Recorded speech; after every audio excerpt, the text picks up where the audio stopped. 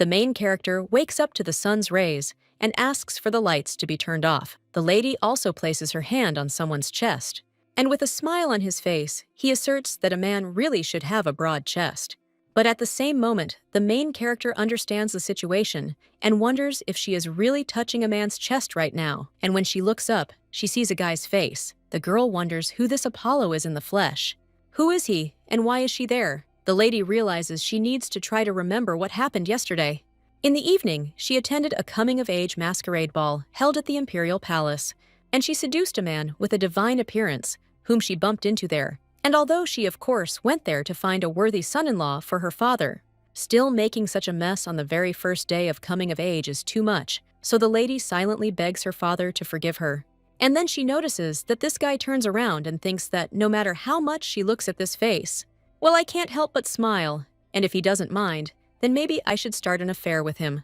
At this time, the blonde makes some sounds, and the main character realizes that it seems he woke up, after which she thinks about what she should do. But the guy just looks at her and then gets up. He hugs the girl and kisses her forehead, after which he asks if she slept well. Judith replies that yes, but she understands that she feels somehow awkward, and the guy, noticing her facial expression, asks if she is angry. He also apologizes and claims that yesterday was his first time, so he couldn't control himself. Judith wonders what he is saying, and this guy is making her burn with shame. The girl also wonders how, with such external features, yesterday could have been his first night with a woman. And overall, he acted extremely natural and skillful in bed. Meanwhile, the blonde man said that if the lady was feeling really bad, maybe she should call a doctor. The main character screams that there is no need, everything is fine, but she wonders if he is really going to spread the word throughout the entire neighborhood about what happened that night. At this time, the blonde asks how about having a snack, because the lady is hungry. Judith says that everything is fine, because she usually doesn't have breakfast, and she will have lunch at home. Well, the blonde guy just rings the bell and says that if the lady keeps skipping meals like this, she'll be nothing but skin and bones, so she'll eat, and then she can go home. The main character understands that he is too persistent. However, if she does not return home as soon as possible, her father and brothers will go crazy. At that moment, the lady apologizes, but asks if he could turn away. The blonde man only moves closer to her. And he also says that they have already seen each other, so why be embarrassed now? They even told each other their names. The girl recalls how last night she said he hadn't even introduced himself, after which the boy claimed his name was Theodore. Now the main character pronounces this name. The blonde guy asks if she's remembered. The girl realizes this face is a real cheating move, and she also says she needs to say something. She's about to say something about what happened yesterday, but at that very moment, someone knocks on the door, and Theodore pulls the lady toward him. He also tells whoever is behind the door to come in. The maid asks His Majesty if he called her, and the main character wonders what he just said, and it seemed she heard a word that she should never have heard. After which, the main character asks if this is really His Imperial Majesty. The guy answers Judith that, and the main character, although she smiles in her thoughts, she only asks her to honor. The reason she reacts this way isn't just because of the rumors that he's a tyrant. The problem is, it's a passage from a romance novel she read before entering her eternal sleep. The girl said it had very touching content. In the previous world, her name was Yu Hee-soon, and she was a Brent who passed the exam. This romance novel was a fantasy. The heroine also becomes the Emperor's knight and goes through all the hardships and tribulations with him. Healing the wounds of the cold-blooded ruler, they finally get married, which signifies a happy ending. The main character immediately threw off the blanket, and she screamed that no matter how you look at it, Serena is an amazing woman, and in comparison to her, the secondary villain named Judith is simply disgusting. Judith Pellegrim, unlike Serena, who achieved success on her own, Judith married into the family, and is a despicable thing who receives no love from her family. Ultimately, out of envy festering in her heart, she begins to torment the protagonist and meets her pitiful descent into eternal sleep. The girl understood that although she could sympathize with the fact that she was unloved in her family, she was not loved. Well, finding yourself in the body of such a character is the worst of all evils. However, upon waking up, the girl regretted her words. When she opened her eyes at that very moment, the maid turned to her and insisted that it was time to eat. At this time, Judith wondered if God really had any grudge against her, since in her past life, she was also a child who was given his attention and who was able to enter university only on her third try. It's too unfair to be thrown into eternal sleep in a car accident a week before the entrance ceremony. And if we're talking about reincarnation, it should be a character who is 100% destined for a flower-strewn path, like Sister Serena, for example. Therefore, the girl begs to be sent back to South Korea because Judith will plunge into eternal sleep. At the hand of the tyrant protagonist, Theodore Grain, Lou Valdemar, is the current ruler of the empire, which controls the largest territory on the continent. He was the only heir to the imperial throne, but when the previous emperor's mistress gave birth to a son, his situation began to worsen day by day. The boy's biological mother took her own life after being falsely accused. At 19, when the boy's father died, he ascended the throne. Soon after, in a fire that arose for unknown reasons, the second prince and tyrant, who mercilessly plunged his father and brother into eternal sleep for the sake of the throne, was plunged into eternal sleep. This is a terrifying figure and the main character of a novel called For My Emperor, inside which the main character finds herself. The girl realizes that being caught up in this affair is something special, but the protagonist was a true enemy to Judith. He even went so far as to put his fiancée Judith into eternal sleep for interfering with his affair with the protagonist. Well, then the girl understands that if she doesn't meet this idiot from the very beginning, then she can live in peace. Judith is the only daughter of the ducal family in the Valdemar Empire, and if she tries hard enough, she can live happily ever after. Even though she was treated this way, she shouldn't be sad because she is a fan of romance novels, so she can cope with her second life. And in this world, there's no place without mercy. A life free from need is filled to the brim with the warm affection of family members, whose attitude towards her was radically different from her family from her past life. Therefore, the girl understood that the life of a villainous lady with a golden spoon was the best thing that could be imagined. The lady's family suits her completely, and now all that remains is for her to deal with this idiot emperor. The lady understood that she was too crazy, so even crossing paths with him was dangerous, and it would be better not to see him at all. For this reason, the lady could not attend the New Year's ball, the Thanksgiving reception, and generally all banquets held in the imperial palace. Well, she didn't have the opportunity to live her whole life without going anywhere because she wanted to have an affair with someone, and that day there was a masquerade ball in honor of coming of age. It is a banquet for members of the nobility who have recently come of age, and the emperor leaves the reception hall every year immediately after delivering a congratulatory speech. In other words, on this day, one can confidently look for candidates for sons-in-law since her face is hidden under a mask. Well, when a girl looks at other guys, she thinks, why there isn't a single handsome guy there? She also wondered if this was the best the empire could offer her. The girl also understood that she needed to return home, and asked the brothers who had refused to join her to console her. But at that moment, the lady noticed someone else. When she looked at this handsome man, she realized she had found her future husband. Well, the guy just smiled and then turned around. The girl screamed at him, after which he was sent after the guy. Well, while she was running, her mask fell off, but there was no time to get her up, and the guy had already turned the corner. Judith told him to wait, screaming that she had asked him to wait. After which, the lady followed him into some room. When the blonde turned to her, he asked whether he should call her brave or naive. He also asked if the lady had not been taught that it was not right to follow strangers so carelessly. Judith claimed that he was the first to make eyes at her, after which the guy just smiled. He took off his mask and asked if he understood correctly that the lady had succumbed to his temptation. The main character wonders why he treats her like a child, after which she pulls the guy towards her. And he kisses Theodore's mask, falls onto the field, and the guy only pulls her closer to him, after which the lady lays him down on the bed and kisses her neck, but suddenly the guy stops. After which he claims that this is unacceptable, because he should not act this way. Judith asks what exactly is unacceptable, since she is already an adult, but the blonde replies that she will regret it. The girl, smiling, replies that she won't, and then kisses him again. Now the main character looks at the food and realizes that last night was too wonderful, but now she deeply regrets what she did. The girl realizes she's gone crazy and wonders why she didn't realize there was something fishy behind that face. No matter how you look at it, this is clearly the appearance of the main character, and due to personal interest, her gaze went in the wrong direction. Well then, the girl realizes that now is not the time for jokes, after which she bows down, and also claims that she has committed an act of disrespect to His Majesty, which she does not even dare to mention out loud. If he leaves her alive, she will never appear in the master's sight again. At this time, the guy is only wondering if she is really saying that she will leave him, but the lady dared to steal the emperor's innocence and is now planning to run away. So he asks if this is really cheating. The main character is shocked, wondering what kind of theft he's talking about and whether he's gone too far. After all, it was actually a mutual agreement. The blonde turns to Judith at this point.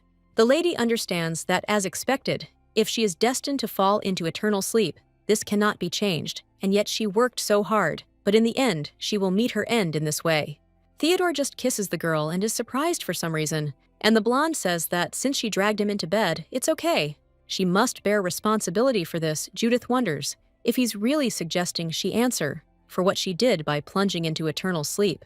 But judging by the atmosphere, you wouldn't say so. The guy seems completely expectant. The main character only feels embarrassed after this, but she claims that she is ready to take responsibility, after which he asks what is required of her. A little while later, the girl is eating, and the blonde asks her if she liked the food. The main character replies that yes, and she understands that he said to take responsibility, and he himself feeds her with treats. So the lady wonders if he really is a good man, but then she realizes that's not true. That man is a tyrant who was only kind to Serena. Still, when he smiles, he looks very good-natured. The blonde man then asks what day would be best for them to get married. The main character only chokes at this, and the guy asks if she's okay. Judith is shocked, wondering what kind of crazy ramblings this guy isn't. Theodore notices the lady coughing and asking if there is anyone outside, after which the butler comes in. The man asks who was responsible for creating the breakfast menu, to which he replies that it was the chef. And the blonde guy says that if you give bread to a person who overdid it yesterday, then isn't that the same as trying to put him into an eternal sleep? So let the guy throw the culprit in jail right now. The main character is shocked and understands this, that she just started coughing because she suddenly heard terrible words from him. After which, the girl turns to His Majesty and claims that she just chewed too quickly. The guy just puts his hand on hers and says that it's not her fault at all, because she has a piece of bread stuck in her throat, and it's the fault of the one who baked this bread. The main character, looking at the expression on this guy's face, wonders if she is really awake. After all, she never expected that there was another person in the world who looked like her father and older brothers. When the lady fell as a child, the man screamed that the gardener had left a stump in the garden, and as a result, Judith was hurt. So he claimed he was fired, but then claimed he would cut off the gardener's hand. The main character thought that this was all that was happening, after which she turned to her daddy and told him to hug her. The man and his sons fell silent after that, and then he even picked up his daughter in his arms and said, "Of course." At that time, the girl deliberately forced her father and brothers to carry her in their arms in order to moderate their ardor, and this time, too, she should do something. Therefore, the main character turns to His Majesty and claims that if the chef is fired, then she'll be very upset because this bread is very tasty. The guy just remains silent after that, and then he turns to the butler and tells him to tell the chef to pay more attention to the menu in the future and to write out a bonus. The main character realizes that she didn't think it would actually work, but the blonde man just looks at her as if asking if he's a good man. Judith understands that after how he nearly ruined someone's life, it is illegal to light up the world with such a smile, and the girl wonders if he is really a big puppy, since he is so eager for praise. At this point, the guy suggests returning to their conversation and also claims that he is talking about their wedding. The main character asks if he is talking about the wedding and realizes that it seems like everything she ate is about to come out. The blonde wonders if this is what she meant by taking responsibility. The girl just wonders why, despite being a tyrant, he has the qualities of a monogamist, and she so wants to refuse because in the original work, Judith and Theo also had a political marriage. And if she follows the same path, her chances of falling into eternal sleep will increase. Well, she's also afraid to refuse him, because what if her father and brothers suffer because of her? At this time, the butler knocks on the door of the room and asks His Majesty for forgiveness, and also claims that an urgent matter has arisen. The guy then asks what happened, after which the butler tells him. The main character sighs and realizes that thanks to the servant's arrival, she survived. Theo turns to Judith at this point and apologizes, but claims that he needs to step away for a bit. He also tells the lady to rest, but he will return soon, and if she feels unwell, he will immediately tell her the way. The main character wishes him to sort out all the matters as soon as possible, after which he leaves. A short time later, the blonde man is already sitting on the throne. Alpen, looking at His Majesty, realizes that he's clearly not in a good mood today. At this time, the blonde turns to Sir Peregrine and asks why he came to him early in the morning. The man then asks His Majesty for forgiveness and asks him to allocate several soldiers and allow him to search the imperial palace. Theo asks the reason, and the man replies that his faithful servant's daughter has gone missing. The boy asks if he's talking about Miss Pellegrim. The man replies that her whereabouts are unknown after yesterday's banquet at the imperial palace. He's searched the entire capital, but to no avail. Theo asks if he's talking about the banquet at the imperial palace. He then claims that a young lady has gone missing. This is a serious incident, so he gives his personal permission to search the imperial palace. The girl's father says he is deeply touched by His Majesty's kindness. However, the blonde also adds that searching the imperial palace is a serious act of assistance to the authorities, so let him not forget that this was only possible thanks to his generosity. The man says that yes, he will never forget this, and will certainly repay His Majesty for his kindness. The blonde says that it's good, and he can go, after which the Duke leaves, and the guy thinks about something. Well, at that very moment, the butler bursts into the room and screams to His Majesty. And he asks what happened after, which the servant replies that the lady who was in the room disappeared. The main character is near the wall at this time and understands that she needs to make sure that everything is done correctly. First, an apologetic note was left in case the emperor's wrath was aroused. In it, the lady wrote that her family was worried, so she was going home for a short while. Secondly, the girl asked to call the court physician by stimulating the pain and then slipped out of the room while the servant was absent. Thirdly, she will ask her maid Marie to become her, and she will run away to another country. Fourthly, even if the emperor comes to visit Judith, he will only encounter Maria and be published because he won't be able to find her. And the last thing is that the problem will be solved when the emperor falls in love with Serena, like in the original, and everything will be wonderful. Then she'll return home and live happily with her daddy and brothers. The girl realizes this is truly the perfect plan. But then she remembers that she has lost the identification card needed to leave the imperial palace. At this time, someone informs His Majesty that this is Lady Pellegrim's identity card. The note was lying next to the bed, and the ID was found in the hallway of the banquet hall. The blonde then remembers how the lady addressed him last night, and also how she had dinner in the morning, after which she claims that she is the very definition of charm. The servant, watching his master, wonders if he really wasn't in a bad mood after all. Meanwhile, another butler asks His Majesty how to punish that man. His Majesty replies that there is no need to punish anyone, since she simply went home for a short time. The servant immediately bows and cries out that he is deeply touched by the immeasurable kindness of His Majesty. The man then moves on and states that he thinks 12 hours is enough for the lady to spend time with her family. Meanwhile, Judith continued to wander near the entrance to the imperial palace. She realized that if she told the guard what had happened and confirmed her identity, she would be able to leave. Well, if that tyrant finds out she's Lady Pellegrim, it'll be the end of her, so the girl wonders if there's a way to distract the guards.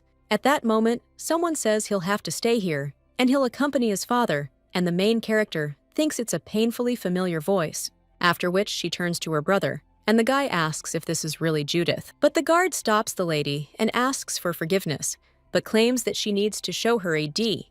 The girl's brother immediately tells him to wait, because this girl is his younger sister, and he's also the guarantor of her identity card, so let the servant quickly remove this terrible weapon from Judith. The servant immediately asks for forgiveness, and the main character understands that this is the power of the commander of the knightly detachment.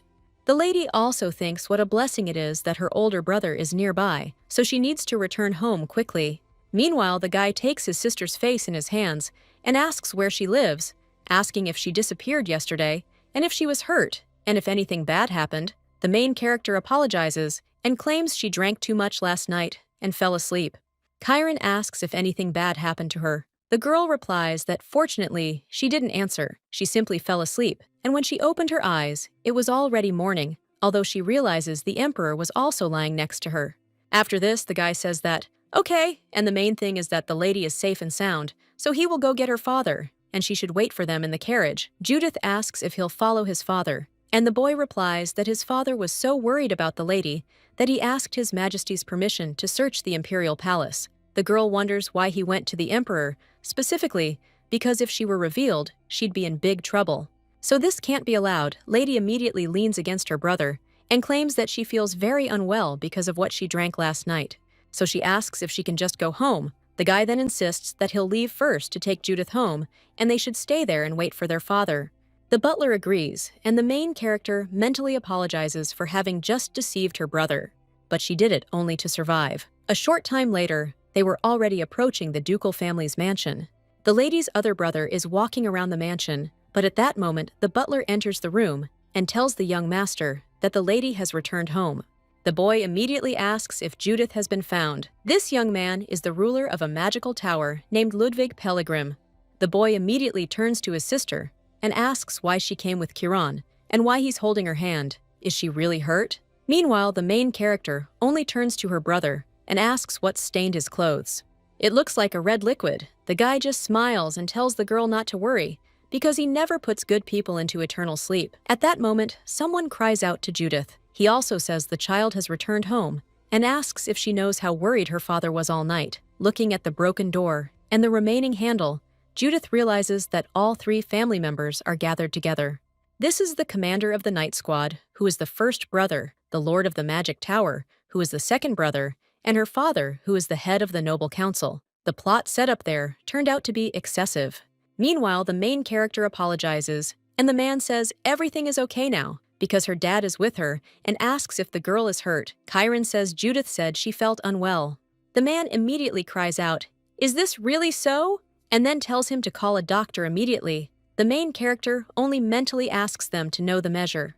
A little while later, the girl is already sitting in her room, and the doctor claims that the lady, an upset stomach due to drinking too much alcohol. The lady's father immediately cries out if there's a way to immediately get rid of this ailment.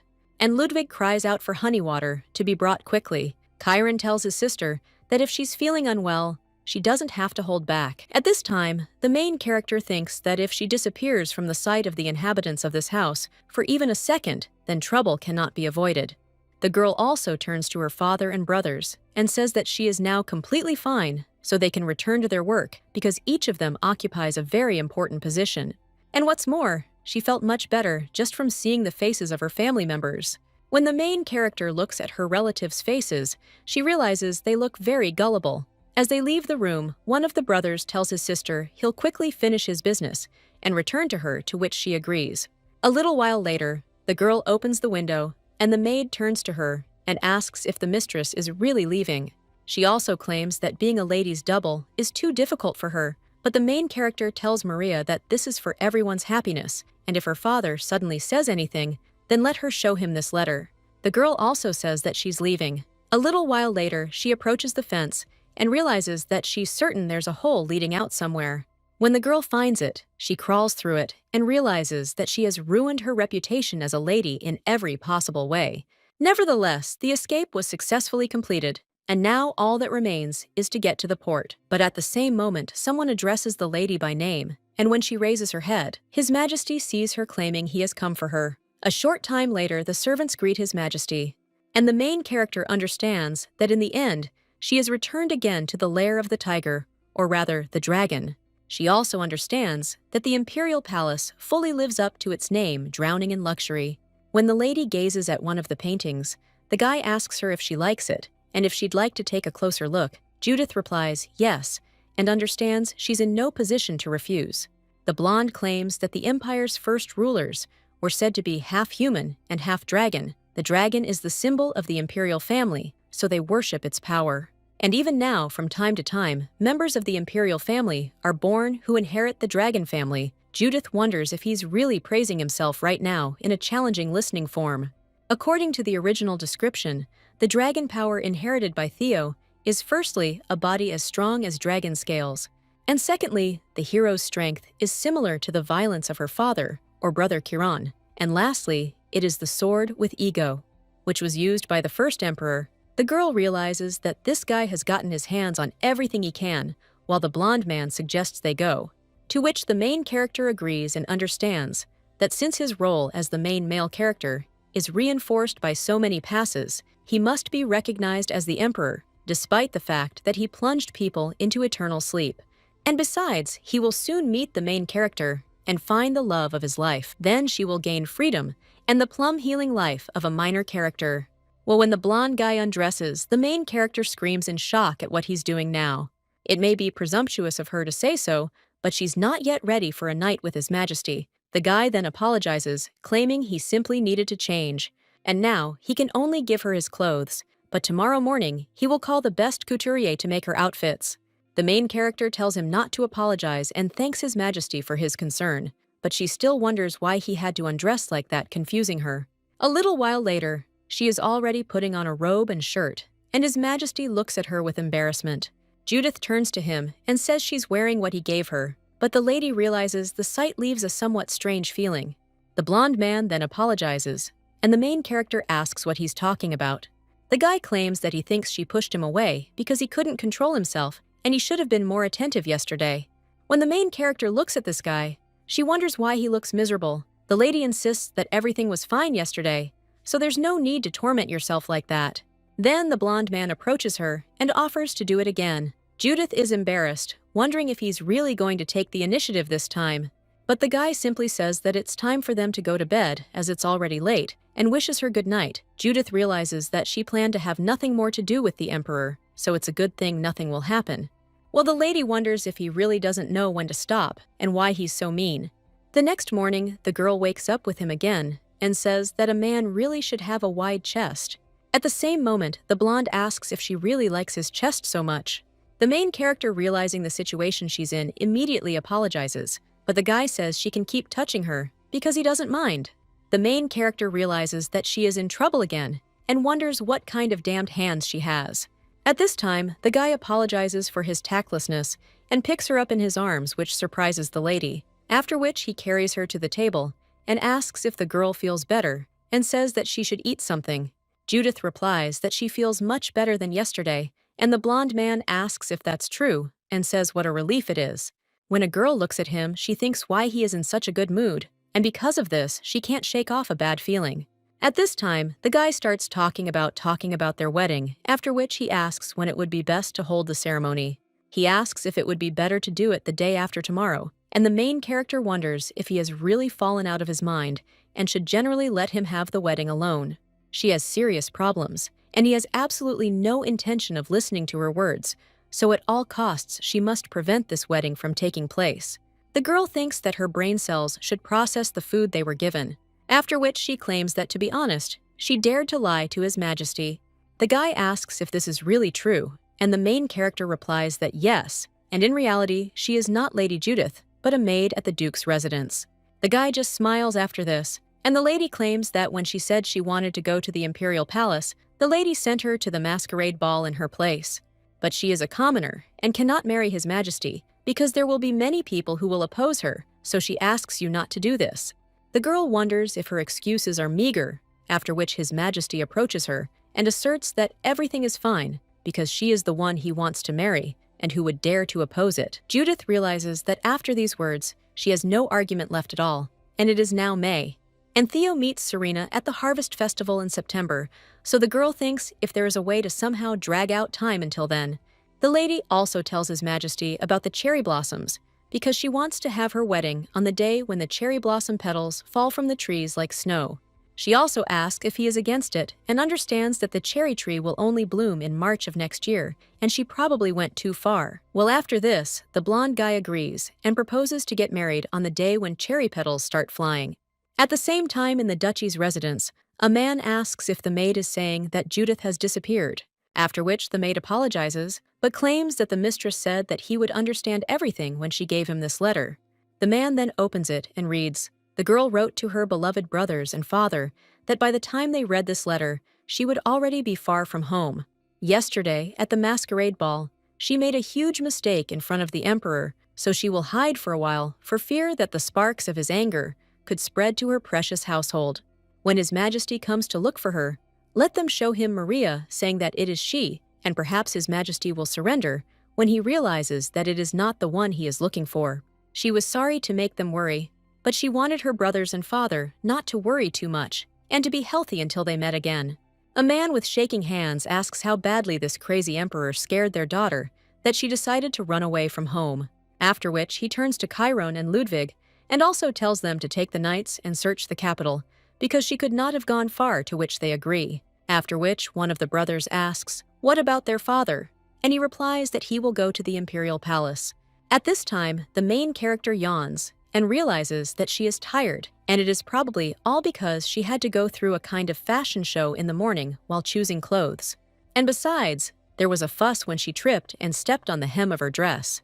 The girl understands that His Majesty really behaves the same way as her household.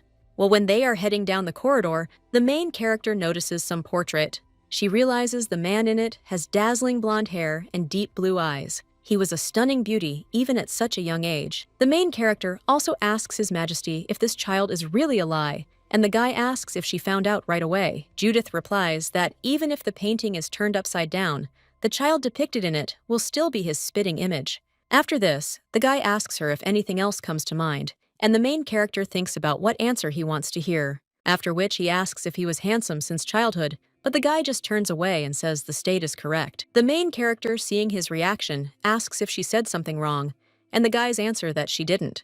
Judith understands that it is obvious to the naked eye that he is worried about something, after which she asks His Majesty why he wants to marry her, to which he replies that it is because she spent the first night with him. Judith asks, what if he suddenly spent the night with some other woman, to which the guy replies that this would never happen. But the main character understands that after meeting Serena, he will change his mind. The girl also says that nevertheless, he may regret that he tied the knot with a man with whom he simply spent one passionate night, and perhaps he will meet someone better than her. But the blonde turns to Judith and claims that there is no one better than her, and even if there is, he does not need this person, because the lady is the only one his heart desires, and it's okay even if she doesn't remember the details. However, let her remember one thing forever, and that is that he will not do it under any circumstances. He refuses to let her go, after which the guy kisses the lady's hand. This embarrasses the main character, but at that very moment, she hears someone screaming that he can't enter. The main character wonders who it is because this voice is painfully familiar, so she is very anxious. At that moment, the lady's father breaks down the door and asks if His Majesty is there. And when he goes inside, he sees his daughter. The main character, Datova, is surprised, and a little while later, the entire family is already at the table with the emperor. The blonde man, smiling, invites them to begin the meal, and the main character wonders if anyone could swallow a bite in such an atmosphere.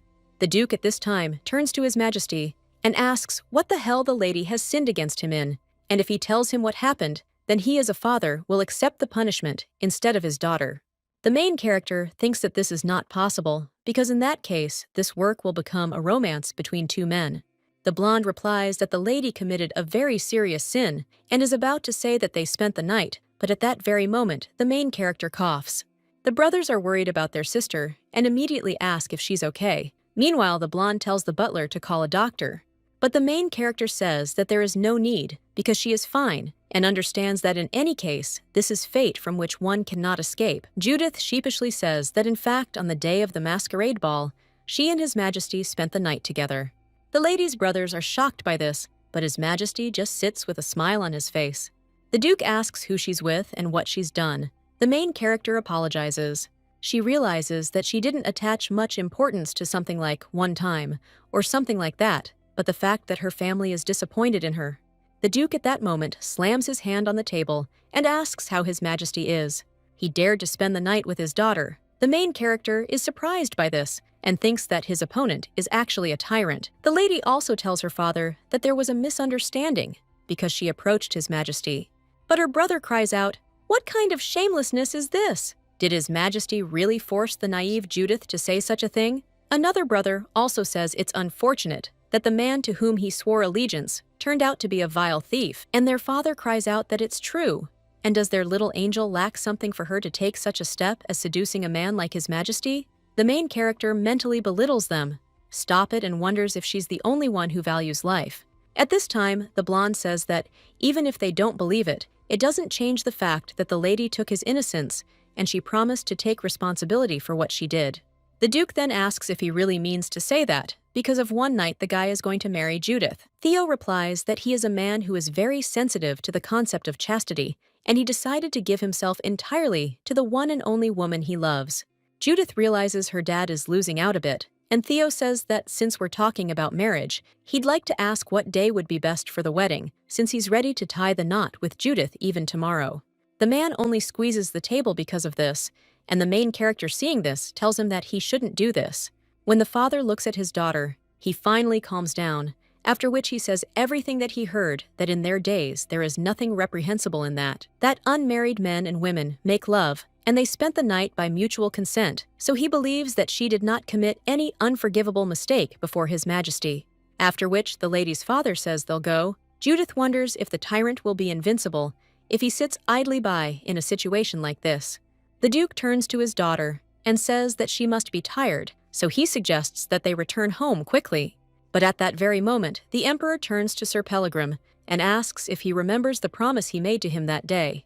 After all, he said he would repay him for allowing the search of the imperial palace. The Duke replies that this is exactly so, after which His Majesty states that he hopes as a reward for the kindness he has shown, the Duke will agree to accept him as his son-in-law. The blonde asks what he thinks about this. The lady's brothers are shocked, after which all three ask if His Majesty has gone mad. The main character thinks the situation is dire, and at this rate the father and his brothers will be accused of treason, after which the girl screams for them to quiet down. The rest of her family just thinks how cute it is. After all, the lady is already raising her voice at her dad and older brothers, so his daughter is already quite big. The Emperor understands that she had to clench her fists and strain with all her might to produce such a loud sound. The main character, meanwhile, suggests a different approach. After all, they don't know each other well yet, so she will come to the imperial palace every day to meet with His Majesty. And if after some time His Majesty does not change his mind, then they will return to the conversation about marriage. The Duke tells Judith he's against it, but the protagonist firmly replies that objections are not allowed. Since she messed things up, she must take responsibility for it. Judith also realizes that it may be time to put the finishing touches on things. She turns to her dad and brothers and offers to go home, to which they agree. And when the lady leaves, someone else addresses her. Turning around, the girl sees the Emperor. Looking at his face, she understands that she can't give in to weakness when he makes such a face, after which she only bids him a cold farewell. A little while later, the girl wonders if she did everything right. Even though she had to raise her voice, she was afraid to go to the meeting with Theo tomorrow. The girl wonders if this means that she will fall into eternal sleep even before the events of the original begin to unfold. But then she realizes that she can't give up, because the reason Judith's life ended is because she interfered with Theo and Serena's relationship, so she must desperately protect her. The love story between these two, if we consider it a short-term affair, then she could break up with Theo at any moment. His face is as flawless as a dish from the best restaurant in the capital, and you can enjoy this view for some time. The girl also understands that she thinks the Emperor is a little softer than in the original, and she is sure that he was an extremely rude and harsh character before meeting Serena. But then the girl wonders why there is a smile on his face so often. At that moment, someone knocks on her room, and when the lady tells the person behind the door to come in, then two brothers enter her room. Judith realizes she feels a little awkward about what happened that afternoon. Ludwig tells his sister that after so long, he thought about organizing a special lesson on teaching magic and asks how the girl feels about it. The main character replies that she too would be happy to practice. People understand that although this is now common knowledge, but as they say among the ancestors of the Pellegrim family, there were representatives of the demonic race. Therefore, the descendants of the family are born with a strength that exceeds human strength, as in the case of her father and older brother.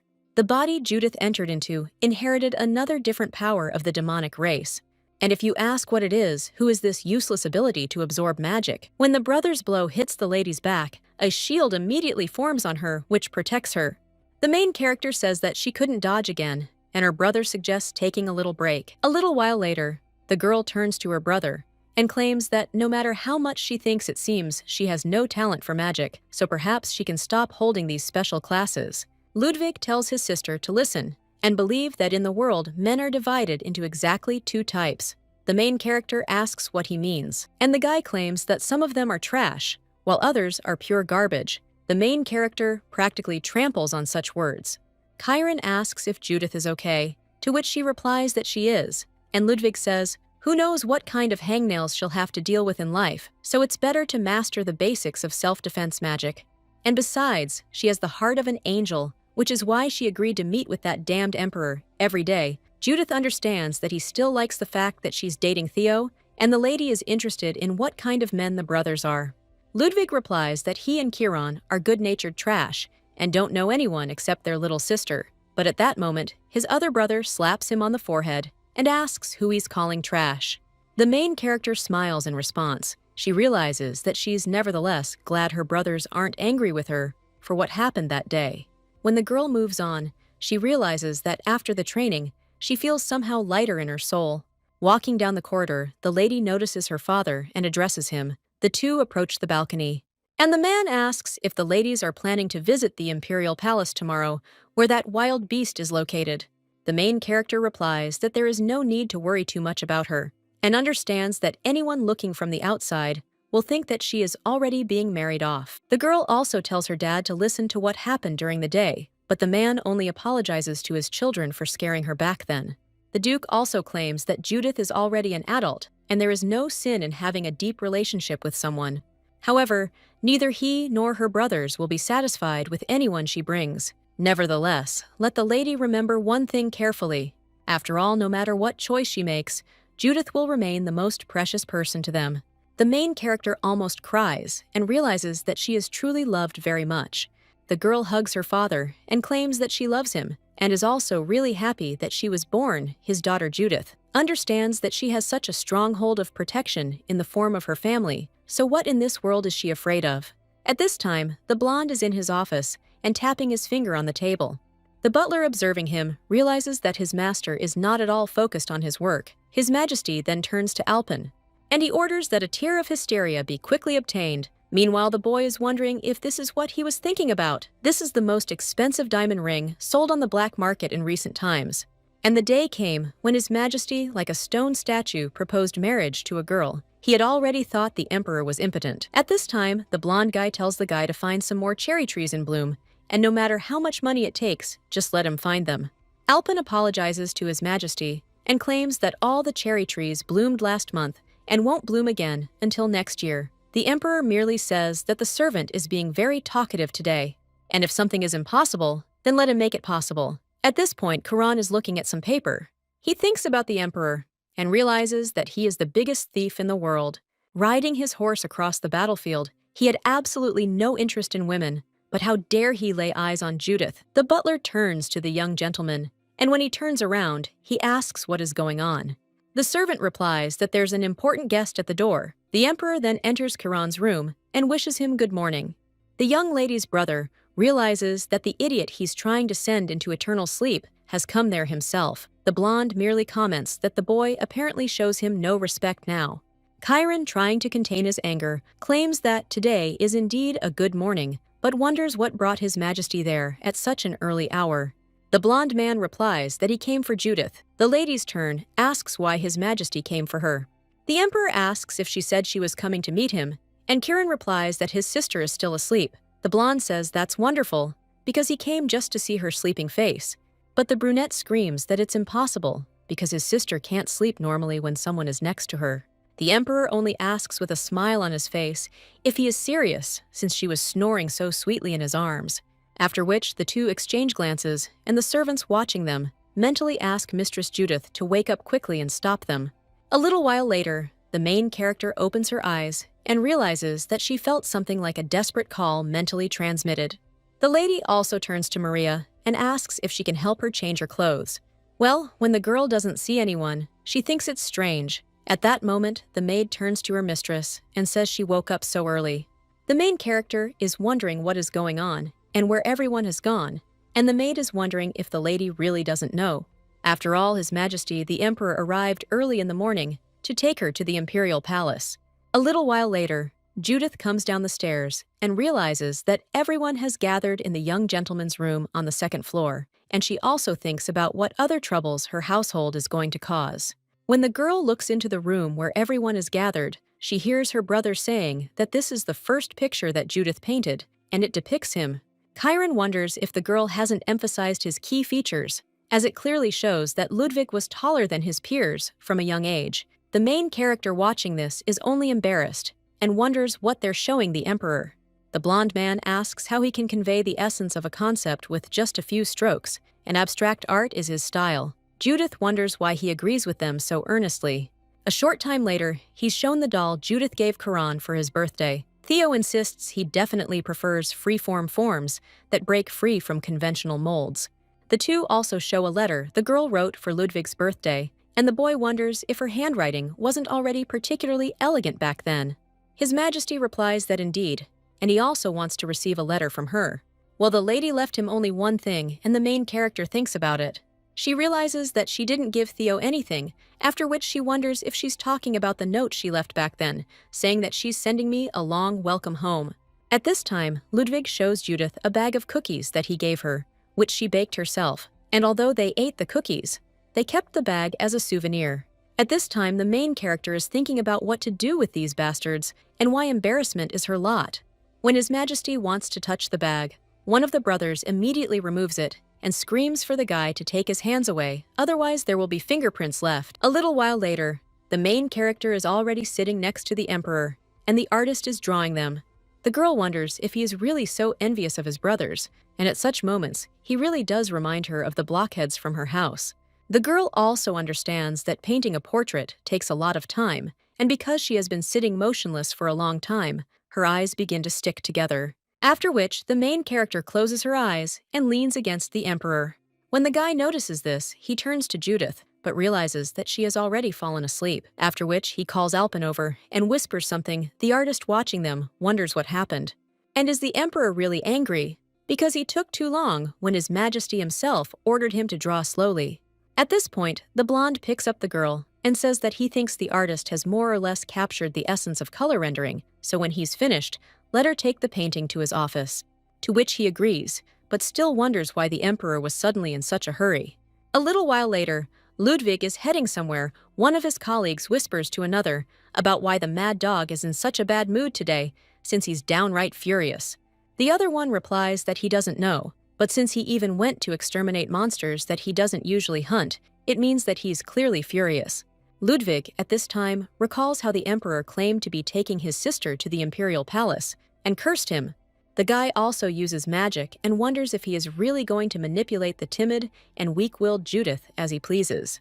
Well, at that very moment, he notices a bird with a letter, and when he unfolds it, he is surprised. The main character is in bed at this time, and the emperor watching her understands that this is pure torture. Judith says in her sleep that she's cold. Theo understands that it's absurd to see her like this. He then turns to Judith and states that he is having a hard time keeping himself under control, so he suggests waking up quickly. The main character opens her eyes and asks what he is talking about, after which everyone understands that the emperor is standing in front of her.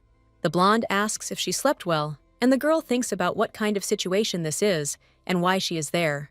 At this moment, someone knocks on His Majesty's door and claims the ruler of the Magic Tower is requesting an audience. The protagonist wonders if it could be Brother Ludwig. At the same moment, the guy enters the room and turns to his sister and also asks whether nothing happened. The girl replies that no, and His Majesty sternly asks what this important question is.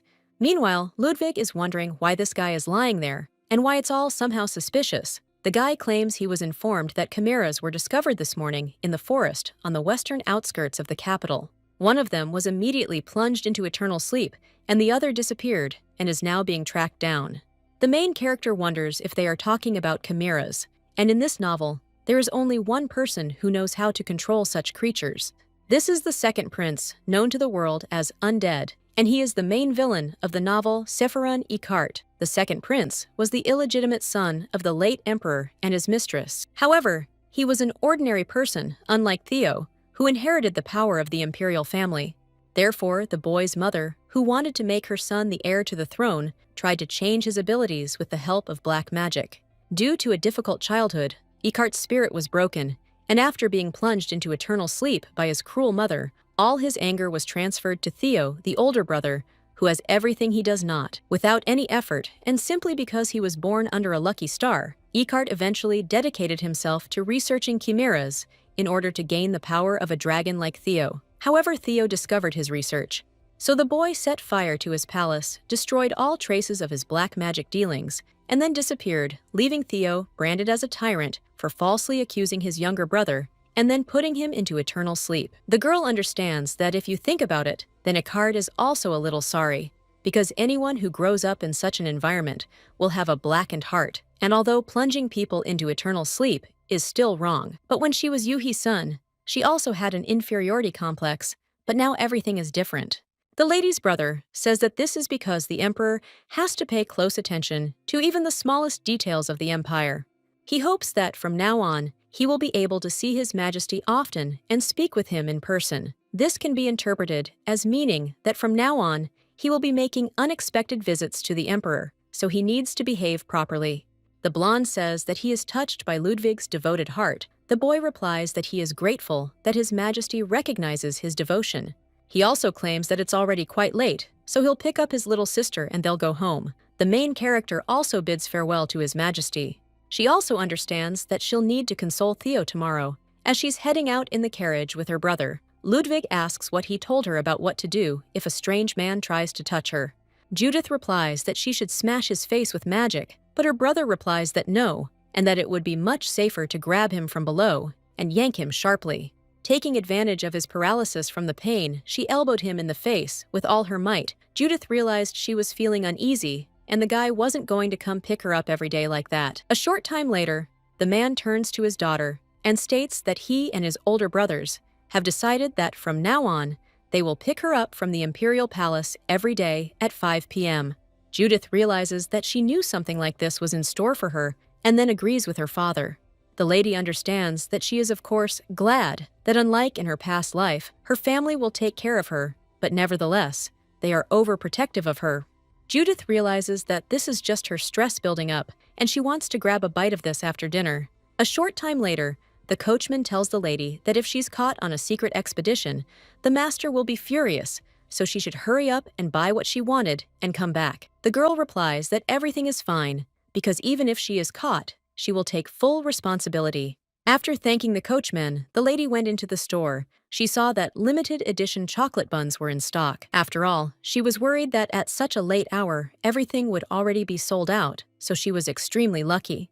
As the girl heads to the checkout, she notices someone else entering the store, after which this guy starts looking at her, and the main character wonders why he is staring at her like that, and whether this is the first time he has seen a beautiful girl. At this time, the brunette approaches the cash register and declares that he will pay for the bun that is lying on the girl's tray. And the main character wonders why he is buying her this bun. Do they really know each other? After which the girl thanks him and claims that there was no need for it. Judith also wonders if he's doing this because he fell in love with her at first sight. Ludi also says she's grateful for his concern, but at that very moment, the guy takes the package, and he turns around, leaving the girl confused. The main character runs out into the street and screams at him. She also claims to have grabbed the bun first. The girl also wants him to return it to her. When she drags this guy into tears, his hood falls off, and the girl realizes that he is handsome. At this point, the brunette asks what happened, because she took this bun first. And since she grabbed it, she could therefore lose priority from the one who paid first.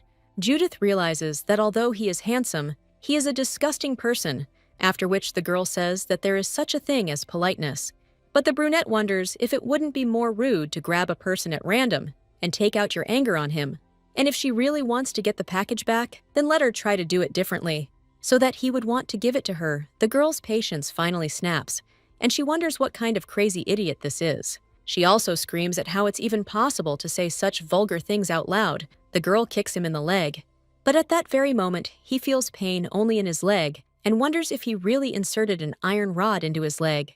When the lady turns around, she yells at him to eat that chocolate bun to his heart's content and be careful not to choke. Judith realizes she needs to run away before this man gets angry. The guy at this time just sighs and says that this is what the emperor's woman is like. Then he goes into one of the establishments, and the worker asks if Mr. Eichert has returned. The guy replies that yes, after which the worker offers to give him a raincoat and asks if everything went according to plan. The brunette replies that no, and he thought that they were talking about a stupid woman who would be easy to control, but she turned out to be a tough nut to crack. But now it is clear that she will have to be persuaded in another way, so let the worker call Verdi, to which he agrees. But at that very moment, the worker turns to the gentleman again and claims that there was a bag with something in the pocket of his robe. He also asks what to do with it, and the guy replies that there is no need for it now, so he should just throw it away. A little while later, the main character is sitting in the emperor's office and reading something. The guy, while working, glances at her and then comes to the conclusion that he does not want to work. The more he thinks about this girl, the harder it becomes for him to work, after which the blondes completely get up from their seats. The main character closes her book and wonders if he has finished yet. The emperor replies that not yet, he's just a little tired. Judith says that if he's tired, how about lying down and resting a bit? After all, working hard is certainly a good thing. But it's not worth overexerting yourself. The guy asks if she really thinks that about the main character, and he understands that if Theo goes away to rest, she'll be much more comfortable. Well, a little while later, when the guy is lying on her lap, the girl thinks about what kind of comfort she was hoping for. Judith asks His Majesty if he is absolutely comfortable, to which he replies that he is. The girl wonders if he is going to start flirting with her like that, but when she looks at the emperor's face, she realizes that today he really does look tired. After which, the main character turns to His Majesty and asks if he slept poorly today. The guy replies that yes, the lady is wondering why and whether he really couldn't sleep because of work, because if so, then she won't bother him and will leave right now. Well, the emperor is silent for a while, and then asks what clothes he should wear to meet her, how to behave to please, and what food a lady will enjoy eating, and listening to him, how charmingly she will smile. While he was imagining all this, it was already morning. He also tells Judith that he wants to do so much with her that the night isn't enough to list it all. Meanwhile, the main character wonders if this man has never been in a relationship before. Then the girl suggests they take turns trying to do everything. After all, she also wants to do a lot of things with him, but at that very moment, the guy just brings her hand to his face. And while kissing her, he claims he wants to hug Judith. The girl wonders why he suddenly turned the conversation in that direction. And she also cries out that she still needs time to prepare herself mentally. The blonde asks what she's talking about, and the lady replies that he's tired, so he should take a little nap, and then they'll continue talking about her. Theo replies that he doesn't want to sleep anymore, but the main character screams that he needs to sleep because lack of sleep has a bad effect on the body. After which, the guy finally agrees, but the girl understands that she can't say that she doesn't like Theo. After all, he has a handsome appearance and body, and to her great surprise, a sincere nature, and it's obvious to the naked eye that he's interested in her. While the lady still doesn't understand why he likes her so much, since they've known each other for a very short time. Judith understands that if he is obsessed with her because she is his first woman, then she does not like it at all. Of course, at first, she was forced to date the emperor, and she knows that they will immediately break up as soon as Serena appears on the horizon. But while they are together, she would like to build a normal romantic relationship. And even if Theo one day falls in love with Serena, the lady hopes it won't be too greedy on her part to count on him not hating her enough to send her into eternal sleep. Well then, the main character notices something on his neck and realizes that it looks like a ring. The girl wonders if he carried something like this with him. In the original work, Judith thinks she wants to take a closer look, and that this guy is definitely sleeping. When she moves her hand in front of him, she understands that he is not waking up, and when she stretches the button, she understands that she has succeeded. But at that very moment, the emperor opens his eyes, and the girl immediately removes her hands, and also understands that it seems he thought that she was secretly trying to separate him. His Majesty immediately pushes the girl under himself and asks if this means that she is mentally prepared. Well, after this, the main character pushes the emperor away and says that she doesn't want to. And in general, she does not want a relationship in which they will desire each other only physically.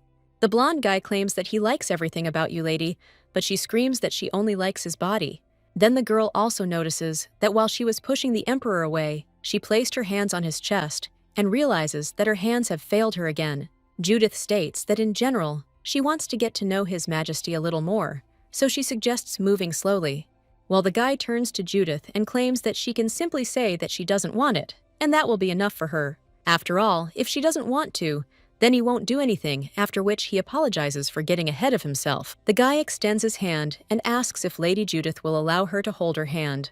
The main character only smiles at this and notes that he can also hold her hand as much as he wants. The guy then turns to the lady and states that, frankly speaking, he has one more request for her. The main character is interested in what, after which her interlocutor suggests going on a picnic together. A little while later, the girl is heading out in a carriage and is thinking about hunting competitions. From year to year, she skipped them to avoid crossing paths with Theo, but now that such a need has disappeared, it might be worth visiting them once. The lady's father turns to her and asks if the emperor forced her to do something against her will, and although he always says this, he will repeat that if she does not want to meet with this bastard, then she does not need to force herself. Judith says he didn't do anything like that, and she's not forcing herself to date him. The girl understands that contrary to her expectations, he always listens to her opinion. After which, she even claims that she and His Majesty still don't know each other well, so she wanted to spend time with him to get to know him better. So the father has nothing to worry about, and if something happens, she promises that he will be the first to know about it, and then he can give His Majesty a good scolding. The man understands that it means he worried in vain, and even if he doesn't like the emperor, his daughter made her own decision. Therefore, as her father, he must respect this choice. The man says he's confident the lady will be able to figure things out on her own, and he keeps forgetting that his daughter is already quite grown up. Judith replies that she understands perfectly well that he is worried about her. The man wonders when the girl learned to be so attentive to her father's feelings, and it seems he finally knows what his father-in-law felt when he married Layla. The man also thinks about his wife and realizes that their daughter has already grown up. A short time later, hunting competitions began at the imperial palace. This event was aimed at maintaining harmony between the imperial family and the nobility. The winner of this competition is the one who catches the most game in a day. Before the start of the competition, each woman gives one of the participants a kiss, thereby wishing him good luck and a safe return. Men hunting collect beautiful bouquets and then give them to the woman they like, confessing their feelings, so this May event secretly enjoys enormous popularity among young men and women. Judith realizes that the fact that Theo asked her to attend this event with him speaks volumes, that he wants to give her flowers, and this is something like a public announcement about it. That they are dating is why she feels a little awkward, and besides, she will have to kiss him. The girl is embarrassed and realizes that all this time she was so full of thoughts about a safe break with the emperor that something like this seems like something out of science fiction to her. In her past life, she fell into eternal sleep without ever having had a romance, so to speak. Theo should be considered her first boyfriend. This makes the girl even more embarrassed and realizes that then she becomes the very same emperor's lover she's read about so many times in novels. Judith realizes that she can't calm down, but tomorrow she will have to see Theo again. The girl also thinks that maybe she should go out into the city for a while and get some fresh air. After all, dessert is the best way to calm a raging heart. When a lady walks into a pastry shop, she's surprised to see so many chocolate buns left today. And although last time she lost her last bun to that damn brunette today, she will buy everything. She will buy it with interest, and then share it with family members, as well as with married servants. But when the main character drags a full bag of these buns, who thinks really she was too greedy? The lady also realizes that she lacks another hand to open the carriage door. She also turns around and wonders if the coachman usually stands in front of the carriage and if he really sits on the box, after which the girl turns to him and asks him to open the door. At the same moment, someone else opens the lady's door, and the girl thanks him, but he replies that he is not worth the thanks, and also states that he will go. When the main character gets into the carriage and heads home, she wonders why the carriage is shaking so much today, and whether they are really traveling on some other road. But when the carriage stops, the girl wonders if they have already arrived at the castle and wonders why they got there so quickly today. But the man who opens the carriage door claims that if the lady means that coachman, then he is now locked somewhere in a warehouse. This guy gets into the carriage and apologizes to the lady for not being the one she is looking for. Judith realizes that this is the guy who helped her open the door earlier. The girl wonders if he really intended to kidnap her from the very beginning, and then asks what his goal is, and whether he really needs money. The guy starts using magic and says that the lady doesn't need to know what their circumstances are, so let her remain silent for a while, but when the spell hits the lady, it simply dissipates. When the guy sees this, he is shocked and screams how this happened, because the spell definitely achieved its goal. Judith realizes that she doesn't know why she was kidnapped, but while this man is confused, this is her chance. The girl thinks she needs to calm down and do everything as her older brother taught her. Without a doubt, this spell is perfect for this situation. A little while ago, Ludwig asked if his sisters really needed a spell that could defeat an enemy with one blow. Judith replied that she too needed something that didn't require much effort and could be learned quickly. Ludwig replied that unless she was a genius like him, she'd never be able to use it. The main character then almost cried, saying that she didn't have even a drop of his talent, and the guy told her to wait, because one way or another, she really needed to master the self-defense spell to protect herself. And she doesn't need some kind of powerful spell, but something that can quickly knock the enemy off track. That's why he claimed the lightning spell was ideal for this purpose. Judith understands that since the lightning spell moves so quickly aiming, it is difficult. The man who wanted to kidnap the girl asks what she has in her hand, and if it is really what he thinks it is. And the lady understands that when the enemy is close, you need to attack him quickly. After which the girl does just that, and when the guy falls, the lady understands that while he is immobilized, she needs to run. However, when she gets out of the carriage, she wonders where she ended up. At that very moment, someone covers her mouth. It turns out it's the guy who was going to kidnap her, and he claims he didn't expect the lady to also have magic. It even hurt him a little. The guy tells the girl not to struggle, because if she tries to use magic again, she should know that he will immediately break her wrist before she has time to do anything. But the main character thinks that she doesn't want to, and in her thoughts, she asks her dad and brothers for help. At that very moment, someone hits the guy in the face, and while he grabs it, the main character cuts it out of his hands. But when she goes further, she bumps into someone. It turns out to be the same guy who took the last bun, and he asks if the girl was hurt. Judith asks if that's a bun. The brunette just snorts. And she wonders if seeing a person is really the only thing she can say. Judith also wonders how he ended up there, and then turns to her kidnapper and says that what's more important is what happened to him there. The brunette replies that he lost consciousness, so she can leave him alone, because he will figure out what's what when he opens his eyes. Well then, he turns to the lady again and says that maybe she is unhappy, that he did not put him into eternal sleep, to which the girl replies that nothing of the sort. The main character also thanks him for his help and asks for a reward if he comes to Pellegrim Castle. The guy notices her shaking hands and asks if she can find her way home. The main character asks him what he's talking about, after which the guy tells her to follow him, because no matter how you look at it, she doesn't know where to go. The main character wonders why he suddenly became so kind, and she would like to refuse, but being there alone is unsettling. Judith says that if he tries to take her to a strange place, she will scream, but the brunette tells her not to try to catch him. If he had any plans for her, he would have already done it. The main character understands that he is right here, and she should not forget that he helped. And first of all, it can be safely said that he is not hostile towards her. A little while later, the main character thanks him for agreeing to take her to the castle, and in fact, she was a little scared, and also, to be honest, she is still angry because of what happened last time. But nevertheless, the guy helped her, so if he comes to the castle tomorrow, he will definitely receive a generous reward. However, the brunette says it's not necessary, and he can live without it. Judith asks if that's really true, and insists she can't stand being in debt for help she's received. The brunette says again that it is not necessary, and claims that if she is so grateful, then shouldn't she visit him herself and not tell him to come. Judith understands that even though he makes her angry, he says the right things, and she is speechless. Then the girl screams for him to give her his address, and she will come to him with a chest of gold coins, but the guy replies that he doesn't like that either. Judith irritably says that's fine, and in any case, the one who will regret the refusal is him. The guy at this time only says that as a reward, the girl should give him a bun from that store at their next meeting. Judith thinks about this man and realizes that he seems to really like those chocolate buns.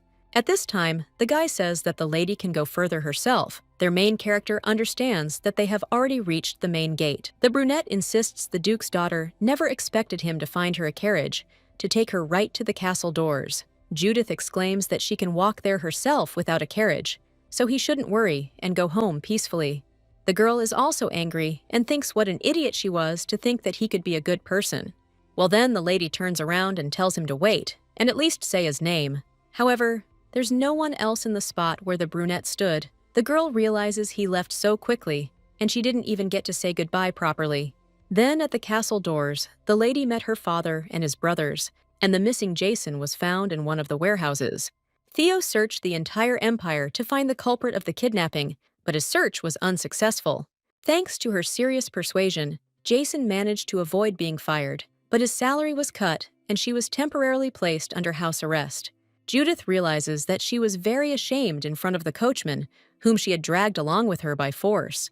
And since she is under house arrest, that means she won't be able to go to that pastry shop for some time, and she's wondering if that person will be waiting for her. At this time, the brunette heads through the basement and then approaches one animal, and also strokes him. At that moment, someone turns to Mr. Eichart and claims that it's as he ordered. He dealt with the hired thug, Dam. He says he did a great job, and that with his help, they were able to avoid unnecessary problems. The servant says that the master is flattering him, and he was only following his plan, but that woman, as he said, has the power to nullify magic. And it turns out such a force does exist. Brunette claims that, to be precise, it's not a cancellation, but an absorption. The lady can convert the enemy's attack into her own mana, and this is the power of the now extinct demonic race. The boy realizes that the rumor that the Duke and his eldest son inherited the power of a demonic clan and possessed superpowers is common knowledge, but it turns out that even his daughter inherited demonic power only from a different clan. After which, the brunette tells the servant to continue to watch this woman, and also to be careful not to be caught by the tale, to which he agrees. The guy understands that the Emperor's beloved is a woman who possesses magical powers that no one can surpass. He also says that Brother Theo has something that he so desperately desires to obtain. A little while later, the main character realizes that the weather outside is clear and there is a refreshing breeze, and she can come out into the world after such a long time. At that very moment, someone turns to Judith. When the main character turns around, she sees His Majesty standing before her. Judith realizes she could go crazy because he's incredibly handsome today. The girl wonders why he arrived so early, and why usually members of the imperial family are the last to arrive. But the blonde only kisses her hand and claims that he wanted to see her as soon as possible. The main character is embarrassed by this, and her brother and father look menacingly at these two. Judith realizes that His Majesty seems to be creating an extremely awkward situation. A little while later, the main character notices how the ladies kiss those who are going hunting. The main character turns to her brother and claims that she heard that the members of the nightly squad must leave before the other participants, so she wants him to be careful. Chiron says that, and who knows what can happen, so let the lady not go far from the camp either. At the same moment, the main character hears her father clear his throat and thinks, "Oh, these men in her house." The lady also kisses her dad on the cheek and tells him not to get too involved, to which he agrees. The main character also thinks who Theo is with, but when she looks at him, she wonders if he is alone. The girl realizes that in fact all members of Theo's family have already plunged into eternal sleep, after which the main character turns to His Majesty, and when he turns around and also turns to her, the lady shows him to be quiet. Theo approaches her and asks what happened, and the main character whispers and asks if there is anyone nearby. After the guy replies that he does, the main character says she wants to give him her blessing for good luck. The guy then realizes that the blessing is a touch of lips, which means it's a kiss. After which, he keeps telling her that she doesn't have to force herself just because everyone else does it. While the main character just stands on her toes and kisses him on the cheek, and also says that she didn't force herself. The guy then runs his finger across her lip and claims that he didn't know she had already given permission for them. The main character turns to His Majesty in surprise. Well, when he reaches out to her, the lady only cries out that whatever it is, and then she claims that it was about a blessing for good luck, so let him not misunderstand it. Judith realizes she merely kissed him on the cheek, but wonders why he reacted that way, considering he's standing there like a statue looking at her with a lost expression. The protagonist also says she's leaving him now, but the guy tells her to wait, after which he kisses her on the forehead and claims that he too simply blessed her with good luck, so let the lady not misunderstand him. When the Emperor leaves, he realizes he held his nerve perfectly. A short time later, the hunting competition begins, and the aristocrats ask who will win this year. One of them wonders if it is not obvious that it will be His Majesty, since this year he came with his beloved. The main character thinks that all these glances are directed at her, and it seems that everyone is interested in knowing their story. And maybe she should say she's going to the restroom and then run away. At that moment, someone approaches the girl and says he's glad to meet her. This girl claims to be the daughter of the Marquise of Lyon, named Isabella. The main character wonders if this girl really met Judith there for the first time.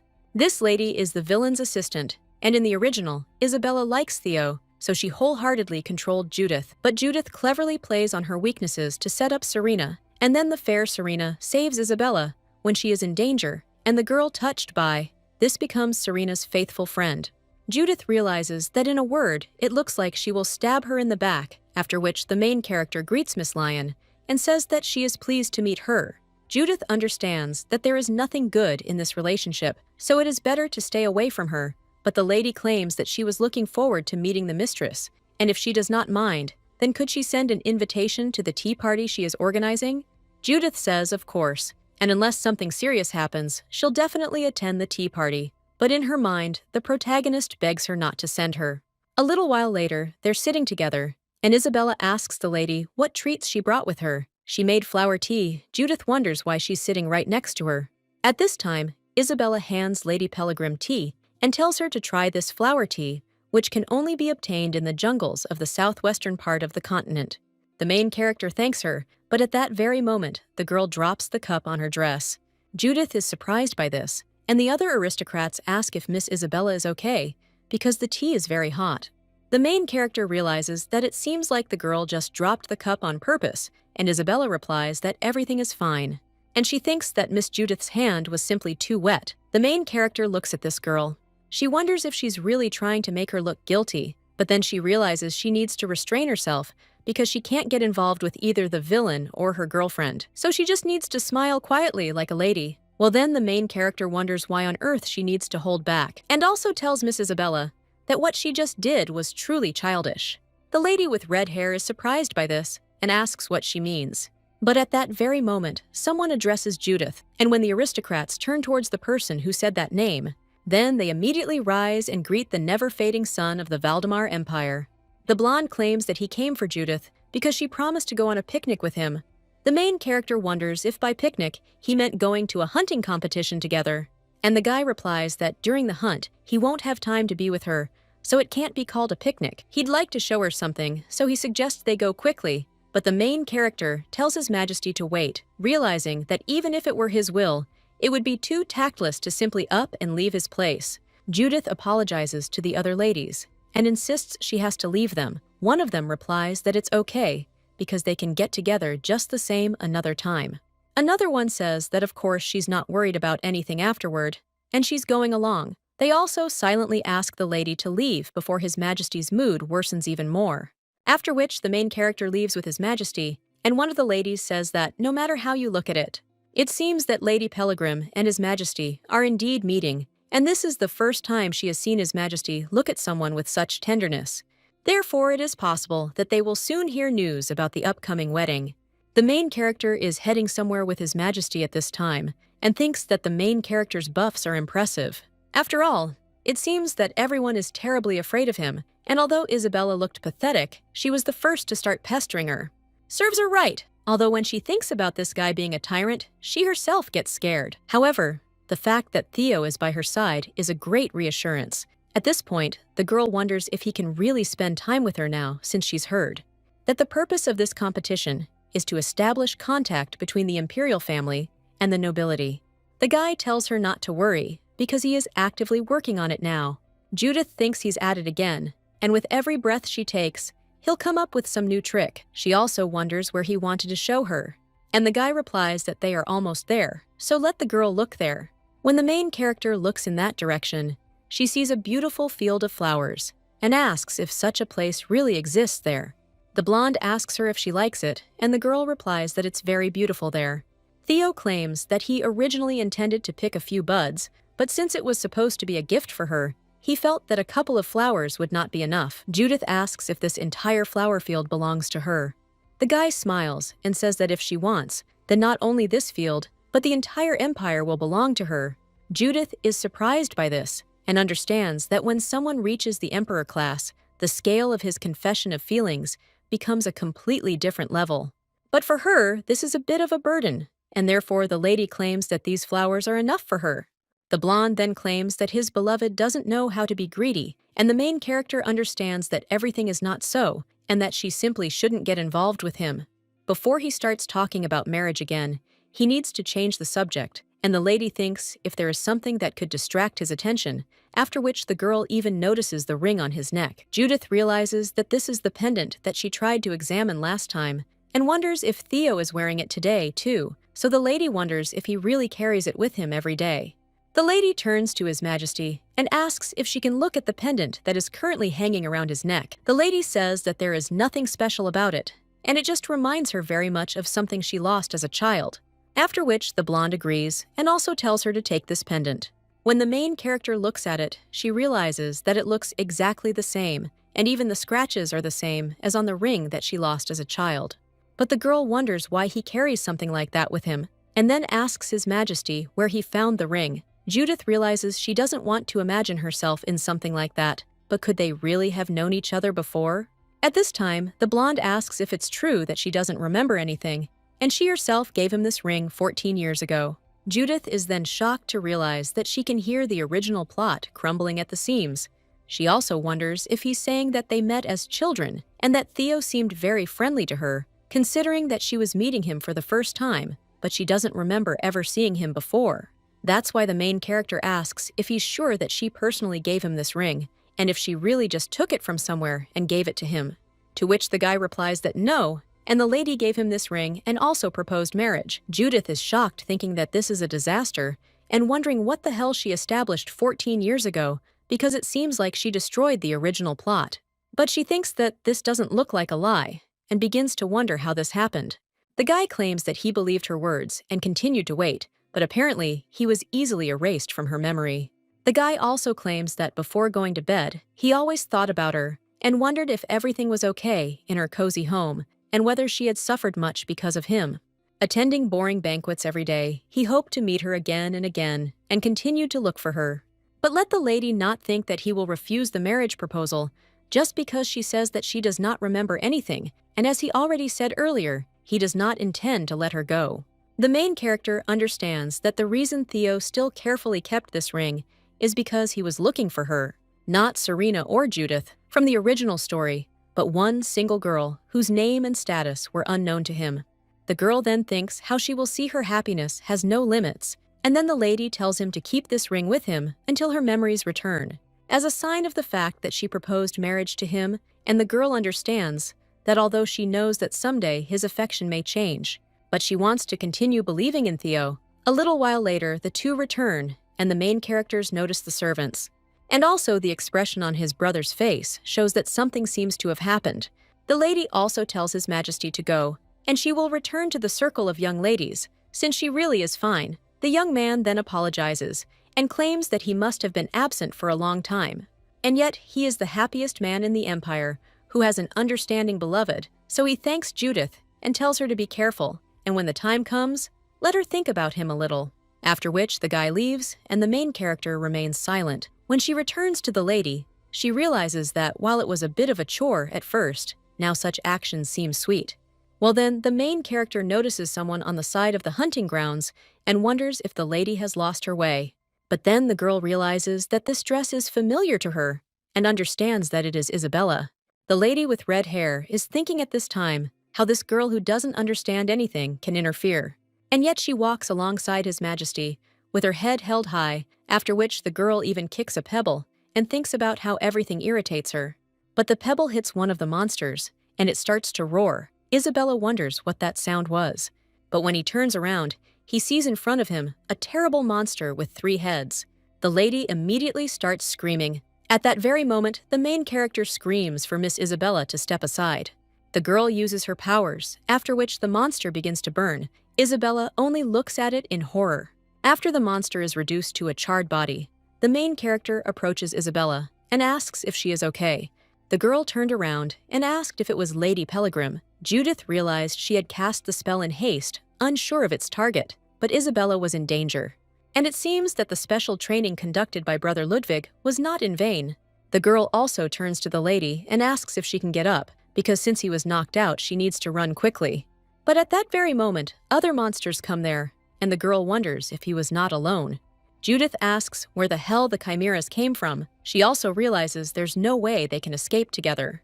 After which, the main character turns to Miss Isabella and asks if she is able to escape because she will use magic and draw all the attention of the monsters to herself, and she must run away from there at her signal. The red-haired lady then screams out, "Is Judith telling her to leave alone?" After which she says that without a doubt, the monsters will follow her.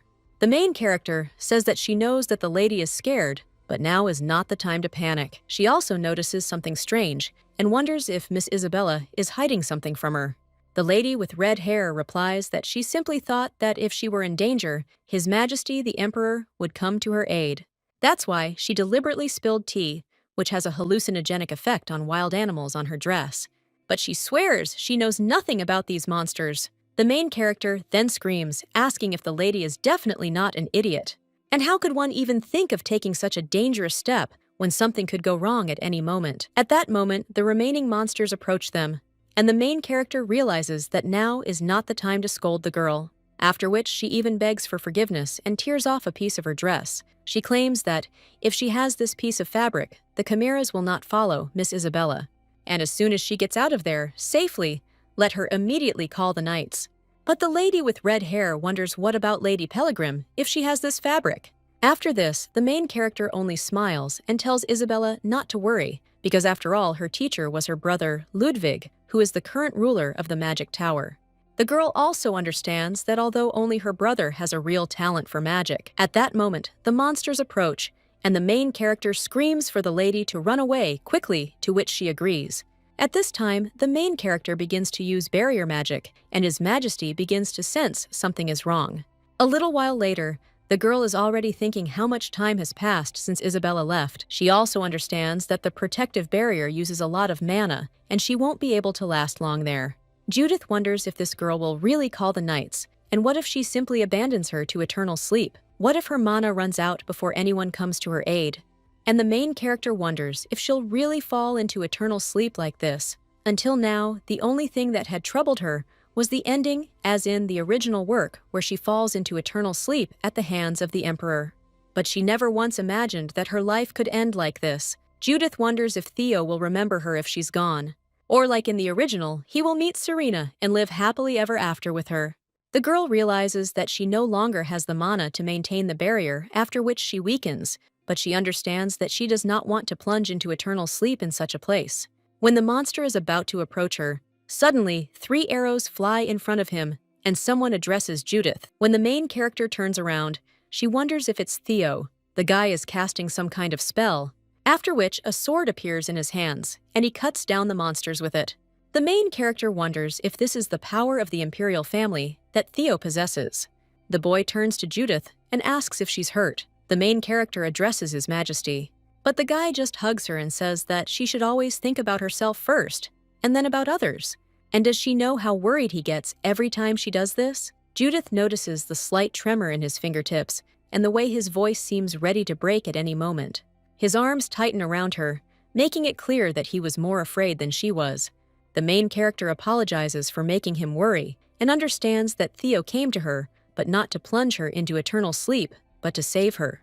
A short time later, the two return. The young lady's father and brother immediately run up to her. The Duke thanks His Majesty for returning his daughter safe and sound. The blonde insists there are no apparent injuries, but she must be very frightened, so he will order the imperial physician to examine her. The guy also turns to the lady's brother, and when he responds, the blonde tells the guy to take the knights and find out how the chimeras got there. A short time later, the Emperor tells him to report that the man claims that traces of the chimeras have been discovered, indicating that they have entered this area from areas outside the hunting grounds. And it seems that the chimera running nearby was attracted there by the scent of the Raxus flower. Following the investigation, the flower was discovered in the tea carried by Lady Lyon. Isabella is only frightened by this, and the blonde man claims that the Raxus flowers have a hallucinogenic effect that drives monsters and wild animals crazy. And the lady prepared tea for their dangerous flower and brought it there. The Emperor also turned to the Marquis and asked if he knew anything about it. The man replies that he is very sorry, but he believes that someone was plotting to harm the daughter of his humble servant, and isn't she the one who was attacked by the monsters? If His Majesty grants permission, he would like to put his family's honor at stake and personally find out who was behind the attempt to harm his daughter. After this, the blonde is silent, and then the main character takes his hand as if asking him not to be angry, after which the young man asserts that he gives his permission. A short time later, the Marquis is alone with his daughter.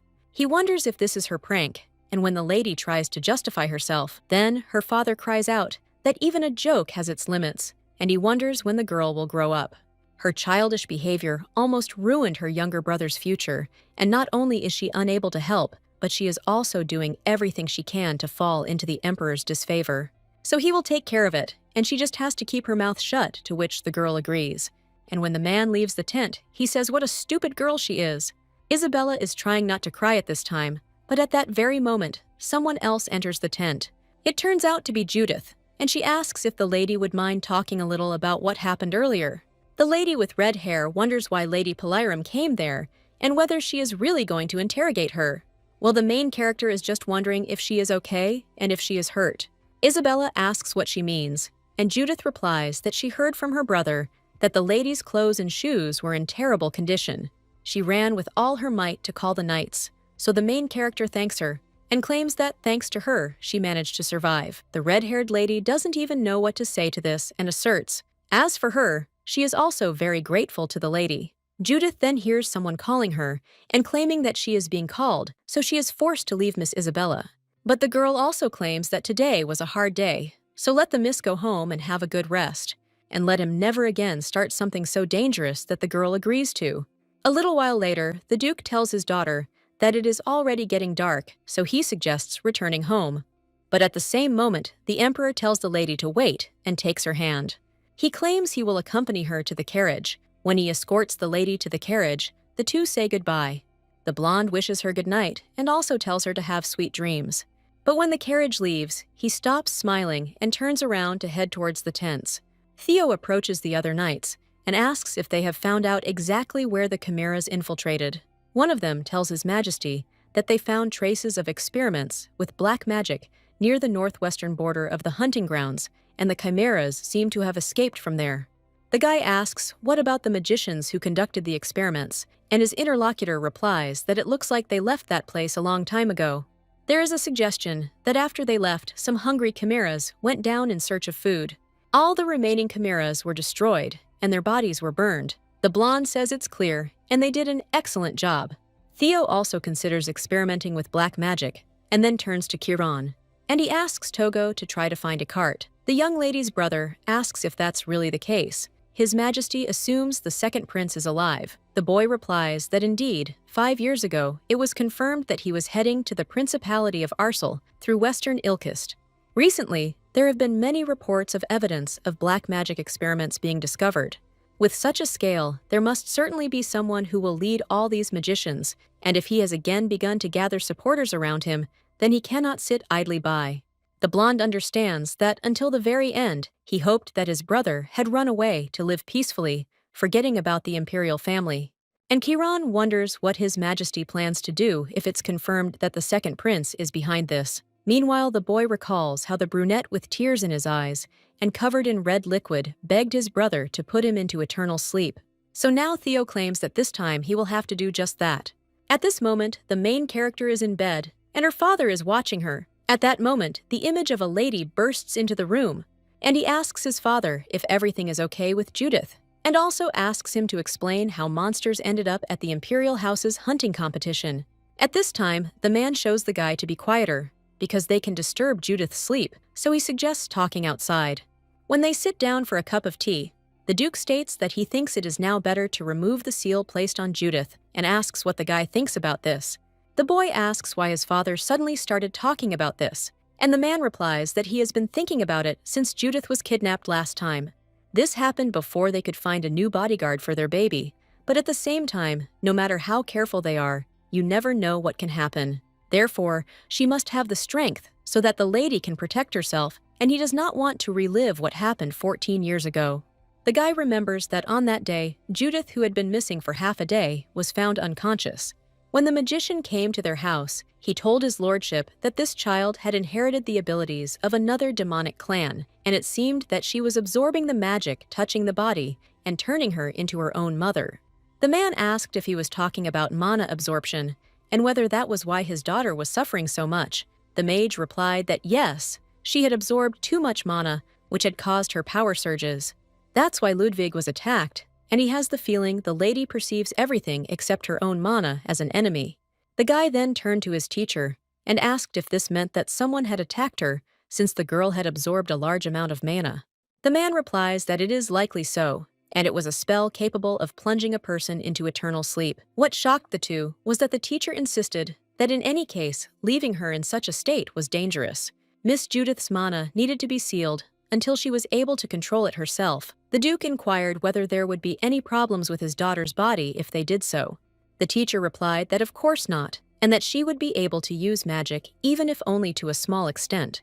However, the memories of the moment her power surged would also be sealed, so they would not be able to know who attacked her or why. They decided to seal Judith's mana. A short time later, the protagonist saw her brother's wounds and asked if he was in much pain, and also how he got hurt. Judith, when she came to, really didn't remember anything.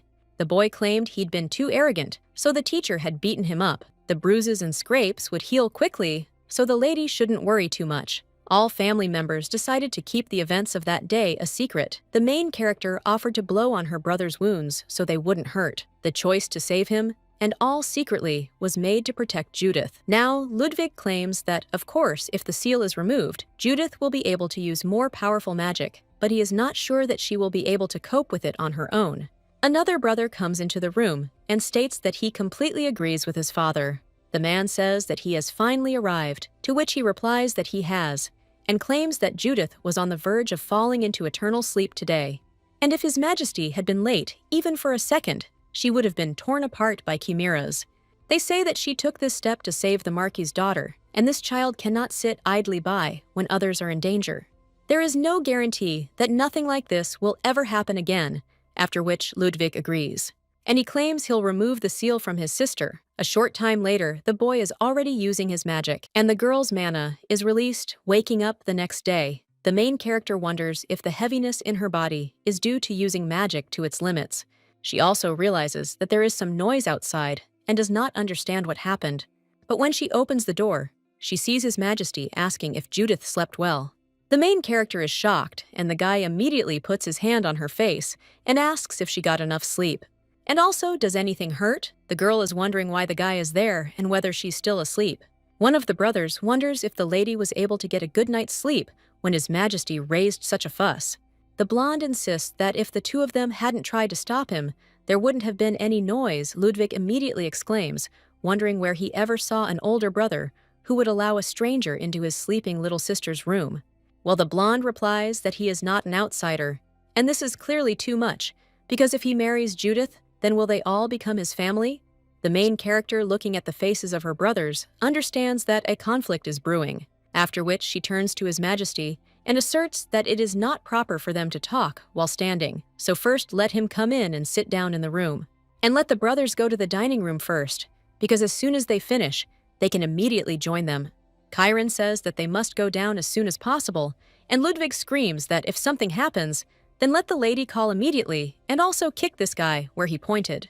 When they finally leave, the main character realizes that every time Theo arrives, there's such a commotion ensues. People turn to His Majesty and tell him not to come for her again. The guy asks why and claims that he came because he was worried. Well, the main character says that if he's worried about her, she'll take more nights with her, and by coming there like this, he's wasting a lot of time, and he must also be very busy dealing with matters of state. Well then, the girl notices that he is smiling and asks what happened. The guy replies that he simply finds her face when the lady just woke up incredibly beautiful. Judith realizes that if she thinks about it, she hasn't even washed her face yet, which makes her feel even more embarrassed. Theo claims that he said that her face is beautiful and wonders why she covers it with her hands. The main character replies that she feels awkward standing in front of him with an unwashed face, so she would quickly get ready and go downstairs, and he would wait for her in the dining room. But at that very moment, the lady feels something strange, and the blonde immediately cries out whether she is okay. Judith replies that everything is fine, she is just a little dizzy, because she used too much mana yesterday, so her stamina is failing. At the same moment, the guy lifts her up in his arms and then screams for the jacket to be prepared. After all, they are now heading with Judith to the Imperial Palace, and she must be examined by a doctor as soon as possible.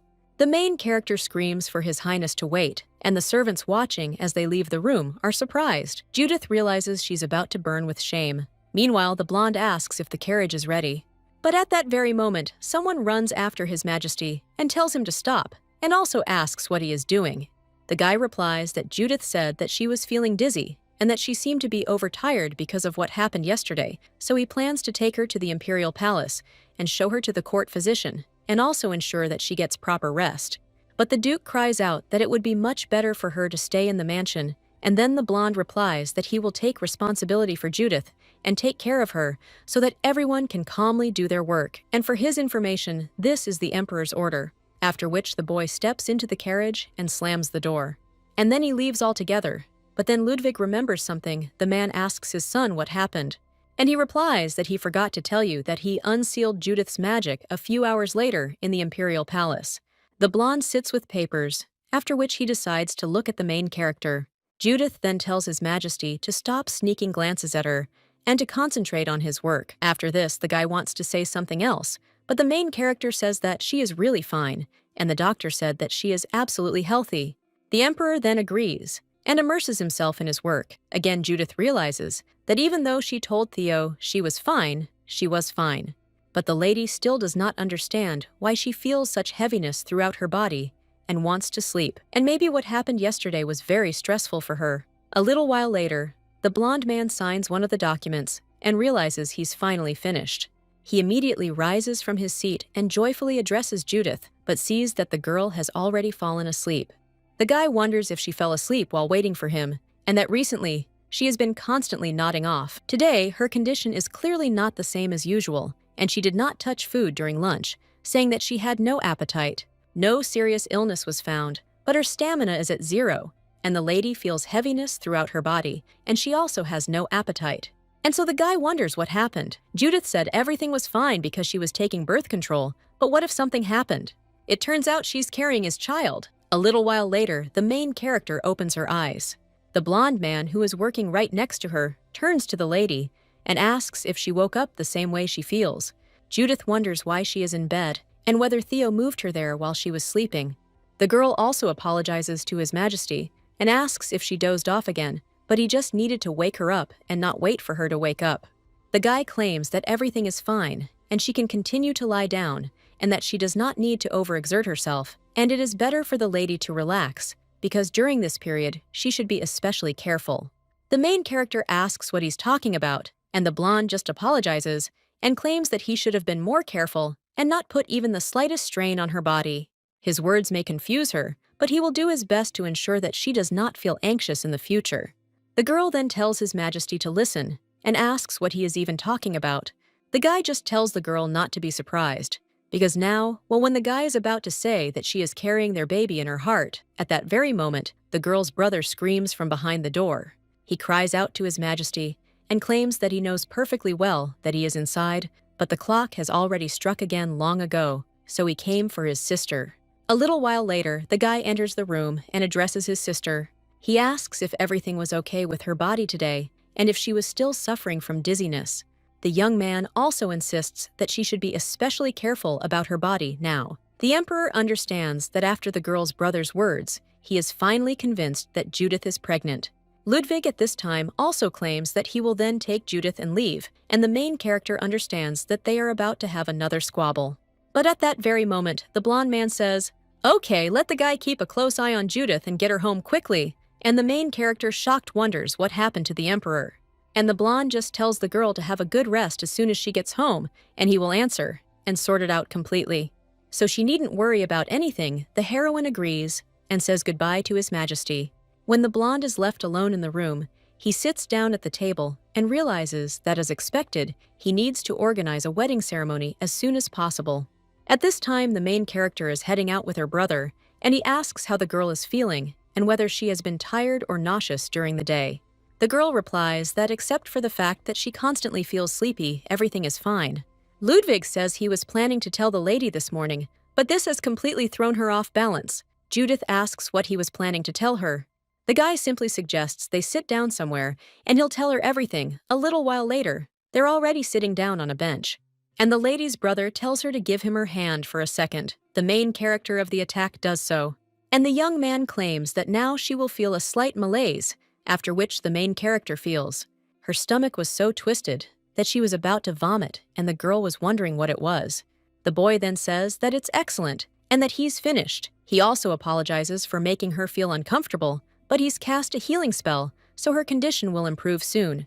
Judith notices that indeed there's no trace of the former heaviness left in her body, but she wonders what her words about a healing spell mean and whether she really has some kind of ailment.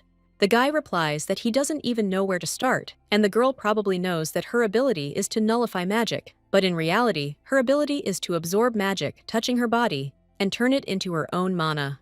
The more she is attacked, the stronger the ladies become, but at the same time, it is a dangerous ability that can cause a surge of magical power, so they had to seal her talent until recently. However, since the lady was already quite grown up, he considered that she could fully take responsibility for this power, and therefore removed the seal last night. It was because of this that the lady had been feeling unwell all day today, and the mana flow had become unstable, and had also affected her body. The main character wonders what he is carrying, and why there are so many things that were not in the original work. Judith claims that it is not that she doubts his words, but how is it possible that she is completely unaware of something so significant? And the guy claims that, frankly speaking, along with the mana, they sealed her memories of that day, and that's why she still can't remember what happened when she went missing at the age of 6. Judith realizes they were probably at the same age they first met His Majesty, wondering what the hell happened then. It seems the original plot has changed significantly since that day, but she has no information. At this time, the lady's brother suggests returning home, and it's already late, so the father is probably going crazy. But at the same moment, someone else turns to Mr. Ludwig and says that an urgent message has arrived from the magic tower, so he urgently needs to go there. The guy replies that he has to take his sister home, so he should tell them to wait. The main character tells her brother that she's perfectly fine, so he can go quickly. When he starts to object, the girl claims that she now has more bodyguards than before and will go home immediately, so there's no need to worry. The young man then agrees to tell her that under no circumstances should she turn away from the path. A little while later, the main character walks through the square and realizes that there are so many people there, and also wonders if there is a fair there. She would really like to see it, but since she gave her word to her brother, she must control herself. Well, by the way, she should at least once look into the pastry shop because she hasn't seen that guy since they parted that evening.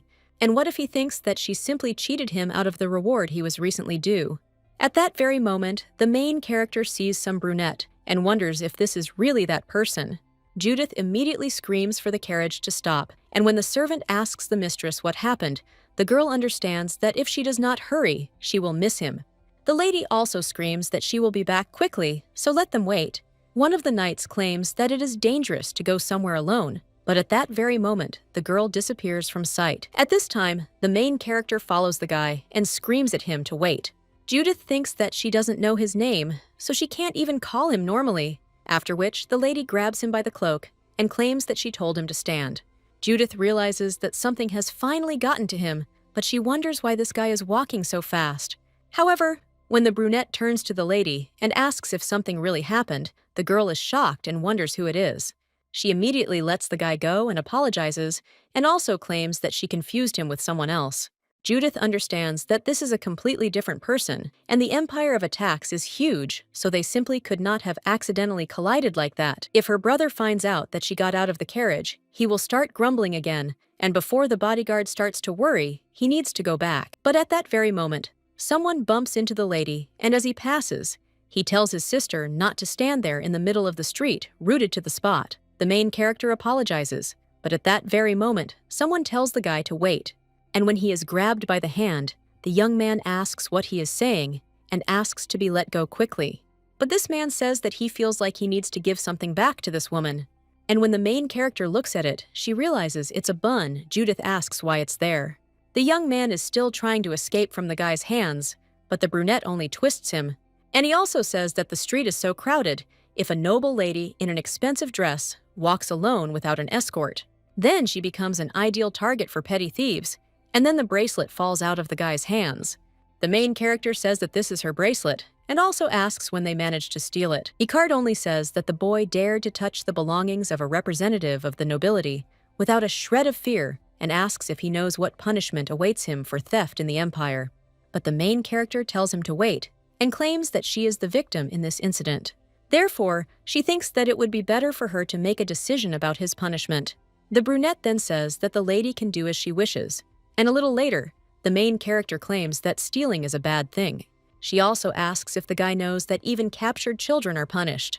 The young man replies that he knows, but he still needs the money. The protagonist asks why.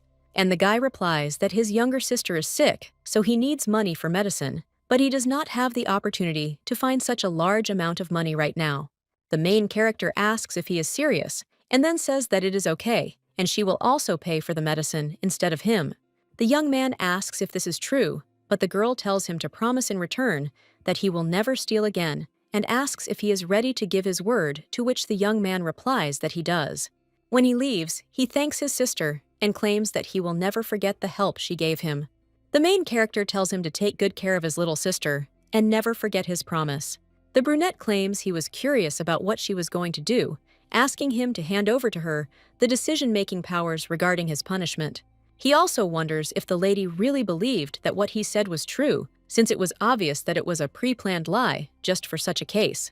Judith asks if he is worried that she might have been deceived, and it turns out that he knows how to be caring. She also says that he is right, because she cannot know for sure whether this guy lied to her or his wife, but for her it was not important.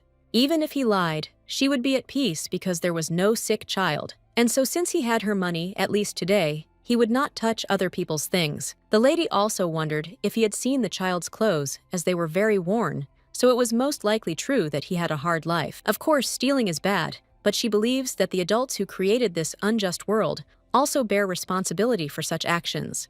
It may seem hypocritical, but it's all she can do right now. And frankly, she wants to believe that the kid was telling the truth. After that, the brunette wants to say something. But at that very moment, someone turns to Mrs. Judith and cries out that she was in such a place, and therefore suggests that they quickly go back. The main character realizes that she has completely forgotten about her bodyguard and that she is in serious trouble. The guy asks the woman how she could just up and leave, and asks if she knows how long he's been looking for her. The girl apologizes, claiming she saw a familiar face, and decided to hurry. The bodyguards ask if she was with someone. The girl replies that this person had helped her a lot in the past, but when the main character turns around, she realizes that there is no one there anymore. The girl claims that he was just there, and understands that this guy disappeared again before she had time to thank him for his help, and they can see him again. The guy understands that she has more security now, and it will be more difficult to get close to the Duke's daughter. A little while ago, one of the servants told the master that as he had ordered preparations for the test to duplicate the ability of the Duke's daughter had been completed. All that remains is to extract her red liquid, so the guy asks how they can do that. The brunette replied that he's the only one who knows her personally, so she'll be less wary when she sees him. To which the red-haired guy agrees and states that then they are completely counting on him. The dragon's abilities cloned from the emperor have side effects, and to gain full power, the power of the Duke's daughter is required.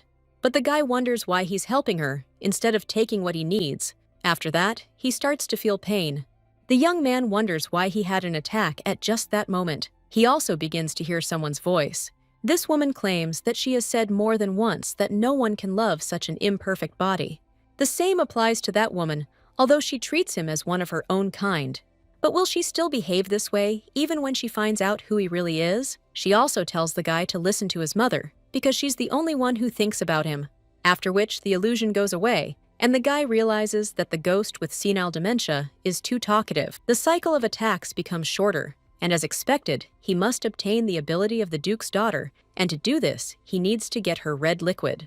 After which, the boy remains silent, thinking how tired he is. Meanwhile, in the northern part of the empire, in the Marquise's castle, the maid approaches her ladyship and states that Mr. Lloyd requests an audience, and also says that there is an urgent message for her from the imperial palace.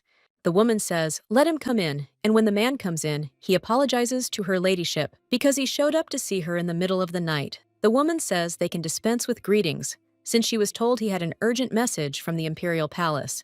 The man replies that yes, and His Imperial Majesty personally sent it to the lady, so he tried to deliver the message as quickly as possible. The woman then tells him to read it. The man reads that it is a request for the Marchioness Spencer.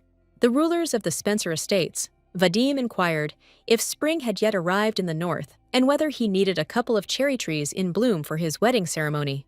And if there are any trees that haven't bloomed yet, let the lady send them right away. The woman asks if this is really necessary for this boy's wedding. She also wonders if the wedding preparations really began a long time ago. The guy replies that no, and as far as he knows, he wasn't interested in women, and it was difficult for his closest associates to even hint about marriage. But when he is about to continue, the Marquise asks if it is because of his suddenly appeared lover. He began to hastily prepare for the wedding ceremony and even sent her such an absurd request. After which, the woman says that Lloyd currently has no more than 10 cherry trees to choose from. She needs to see with her own eyes what kind of woman has captured this boy's heart. A little while later, someone asks if the Marquise is planning to hold a banquet in the capital. The blonde replies that yes, he doesn't know what she's planning, but only girls were invited, and she should also receive an invitation, so the lady shouldn't even open it and just refuse. The protagonist responds to this with silence and thoughts of Elsette Spencer. She understands that she is the current Marchioness. She was also Theo's only cousin on his mother's side. The Marquise's family was accused of aiding Theo's mother and participating in the poisoning of Icart. All family members, with the exception of Elsette, who was 10 years old at the time, and her newborn nephew, were put into eternal sleep, and everyone thought that the family was now finished. But Elsette thought differently, and having joined the knights, she and Theo went through all possible battles, earning great glory. Thanks to this, he became a close associate of the Emperor, gaining a position that no one could surpass within the Empire. This character was respected by the original's main character, and Elsette also considered the villainous Judith an eyesore, so she wondered why she suddenly invited her to the banquet. And she must have heard rumors that she and Theo were dating. She also decided to check out what kind of fruit she was. The blonde man claims that if it's hard for her to refuse, then he can do it for her, and now her health is more important. But the main character tells him to wait, because the Marquise herself is inviting her. And besides, she understands that Elsette is like Theo's closest ally, and even if they avoid meeting now, they will definitely meet in the future. The main character also turns to His Majesty and claims that he has recently continued to worry about her health, and she asks if her brother really told him something, because if that is the case, then now she is completely fine. The blonde man says it's okay. She still has 9 months of tremendous hardship ahead of her, so she shouldn't overexert herself. The main character asks what he's talking about, and also asks if His Majesty is really talking about the seal that was placed on her mana. The guy asks what she is saying, because he meant their child, whom she is now carrying under her heart. The main character is shocked by this and screams, asking what he's talking about. She realizes she never imagined the guy would misunderstand the situation so much, but she kept wondering why he had been acting so suspiciously for several days now. And on top of all that, he kept asking embarrassing questions. Judith wondered which child he was talking about. After all, she has no idea how Theo will behave when Serena appears on the horizon, and now these conversations seem to her like something too far from reality. A little while later, the main character returns to her home, and the butler brings her a letter. He also claims that while the lady was in the imperial palace, she received an invitation from the Marquise. Judith realizes that what was meant to be has arrived. At this point, her brother Ludwig approaches her and asks if this is the banquet the Spencer family is hosting, and whether it would be best to decline. The guy claims that the Marquise has a very strained relationship with his brother Chiron. The main character asks if he knows the Marquise, and the guy replies that to say that he knows her is to say nothing. The two dated about 10 years ago, and the main character wonders what he's talking about. The girl asks if this is such an old story, and wonders why she didn't know anything about it, to which the guy replies that they didn't even last a week. He simply teased his brother jokingly and broke up with the Marquise the very next day. The young man told Judith that her brother Chiron was very busy, so she could only play with him. Now the guy tells the lady not to stare at him like that, because he also didn't know that his brother would just pull such a stunt. But in any case, after this, as soon as she sees her brother, a piercing wind begins to blow, and who knows, she might decide to take out her anger on the girl, so let her be careful. After this, the main character realizes that she has become even more anxious, and no matter how you look at it, she is the reason for the breakup. The girl also wonders whether this installation was added intentionally because Judith is a villain, but she had almost fallen into eternal sleep during the incident with Isabella. Luei wonders if she will have to go through something like this again, but then she thinks that she needs to wait. After all now, when she thinks about it, she gets terribly angry. After all, she personally did nothing wrong before the Marquise and is not to blame for it. What ended up in Judith's body? And not that Theo and Chiron are distinguished by some extraordinary qualities. The girl also wonders if it's fair to be hated simply because you're supposed to be a villain a few days later, the Marquise's residence. The main character realizes that, as expected, she is a little nervous about going to the banquet without her brothers. This time, every action she takes will result in an assessment of the Pellegrim family, although she could hide her face as during the masquerade ball. Well then, the lady understands that she shouldn't be a coward, because after all, she's someone who lived in this world for 20 years as a duke's daughter. At the same moment, someone reports that Lady Judith from the ducal Pellegrim family has arrived. The girl says that it is a great honor for her to meet her ladyship, and she thanks the lady for inviting her to this event. The woman claims that this is a banquet, where partners are not allowed, so she thought that the lady would not come. She also thanks the girl for responding to her invitation. And the main character smiles and understands that she knows little about Elset since almost nothing was said about her in the original. And now when she sees it in person, this lady dazzles with her magnificence. And we're talking about a girl who doesn't even wear a dress to a banquet, so she especially doesn't want to be hated by her. The main character seems to be asking her to call her sister. Meanwhile, the blonde wonders why the lady has been staring at her so intently lately. And is she really surprised that she didn't wear a dress, to which the main character replies that no, and her outfit suits the lady very well. She thinks she's gorgeous, but when the woman looks at the lady and remains silent, the protagonist realizes she's been thinking about something completely different and has accidentally misspoke. The blonde also turns to the lady and asks what kind of box is in the hands of the maid standing behind her. Judith replies that this is her small gift for my lady, and she heard that she loves sweets, so she personally prepared it for her. She just doesn't know if she'll like her gift. The woman looking at the cookies says how cute they are, and she sees that she made them with all her heart. Well, she still wonders why the lady is giving her these cookies. The main character is surprised by this, and she wonders if she chose the wrong gift. The girl thought it would be nice to make a good impression at the first meeting. But it turns out that changing her relationship with Judith isn't so easy. The protagonist claims she simply wanted to get along with her. But at that very moment, the woman starts laughing and apologizes, and also says that the lady doesn't need to be so afraid of her. She heard that Theo was crazy about some lady, and decided to see who this sly fox was, but ended up running into a cute rabbit. The main character asks what she's talking about, after which the woman apologizes for her rude behavior and claims that she did not invite the lady to the banquet to torture her, but simply wanted to convince her of the kind of person Theo fell in love with. And although there was no need to show any malice, the girl was so nervous that she unconsciously wanted to tease her. The woman also wonders why she was nervous, and whether her image is really that frightening. Judith claims that her words may be a bit presumptuous, but she was nervous because she learned that the lady had a very strained relationship with her brother Kiran. The woman replies that of course it is true that she hates this idiot, but what her brother did and her attitude towards the lady are two different things. She doesn't treat others unfairly because of something like that. The main character is surprised by this. The woman claims that their conversation has dragged on a bit and that her crazy brothers are not there today, so the lady asks her to enjoy the banquet as much as her heart desires, to which the main character agrees. And when the marquise leaves, the girl realizes that Elset is truly an amazing person. She also wonders if her brother is in his right mind and how he could reject such a girl. At that moment, someone turns to Lady Judith and says that they have met again. When the main character turns to this lady, she realizes they've seen each other at the hunting competition. Judith says she's glad to see Miss Renee again, and this is their first meeting since the hunting competition. The girl then asks if the lady has seen Miss Isabella, yet as it seems, she was recently looking for her.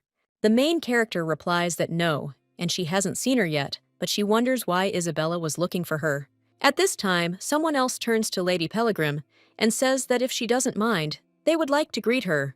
The main character then agrees, and the lady who approaches says that she is pleased to meet her. Her name is Sienna, and she is the eldest daughter of the Earl, and this is her mother. The woman also greets Lady Judith, and the main character tells the Countess that she is pleased to meet her. The woman says that when she heard Miss would be attending the banquet, she was eager to greet her Judith. Meanwhile, notices the girl behind her and wonders why they didn't introduce her. When this lady notices that the main character is looking at her, she just nods.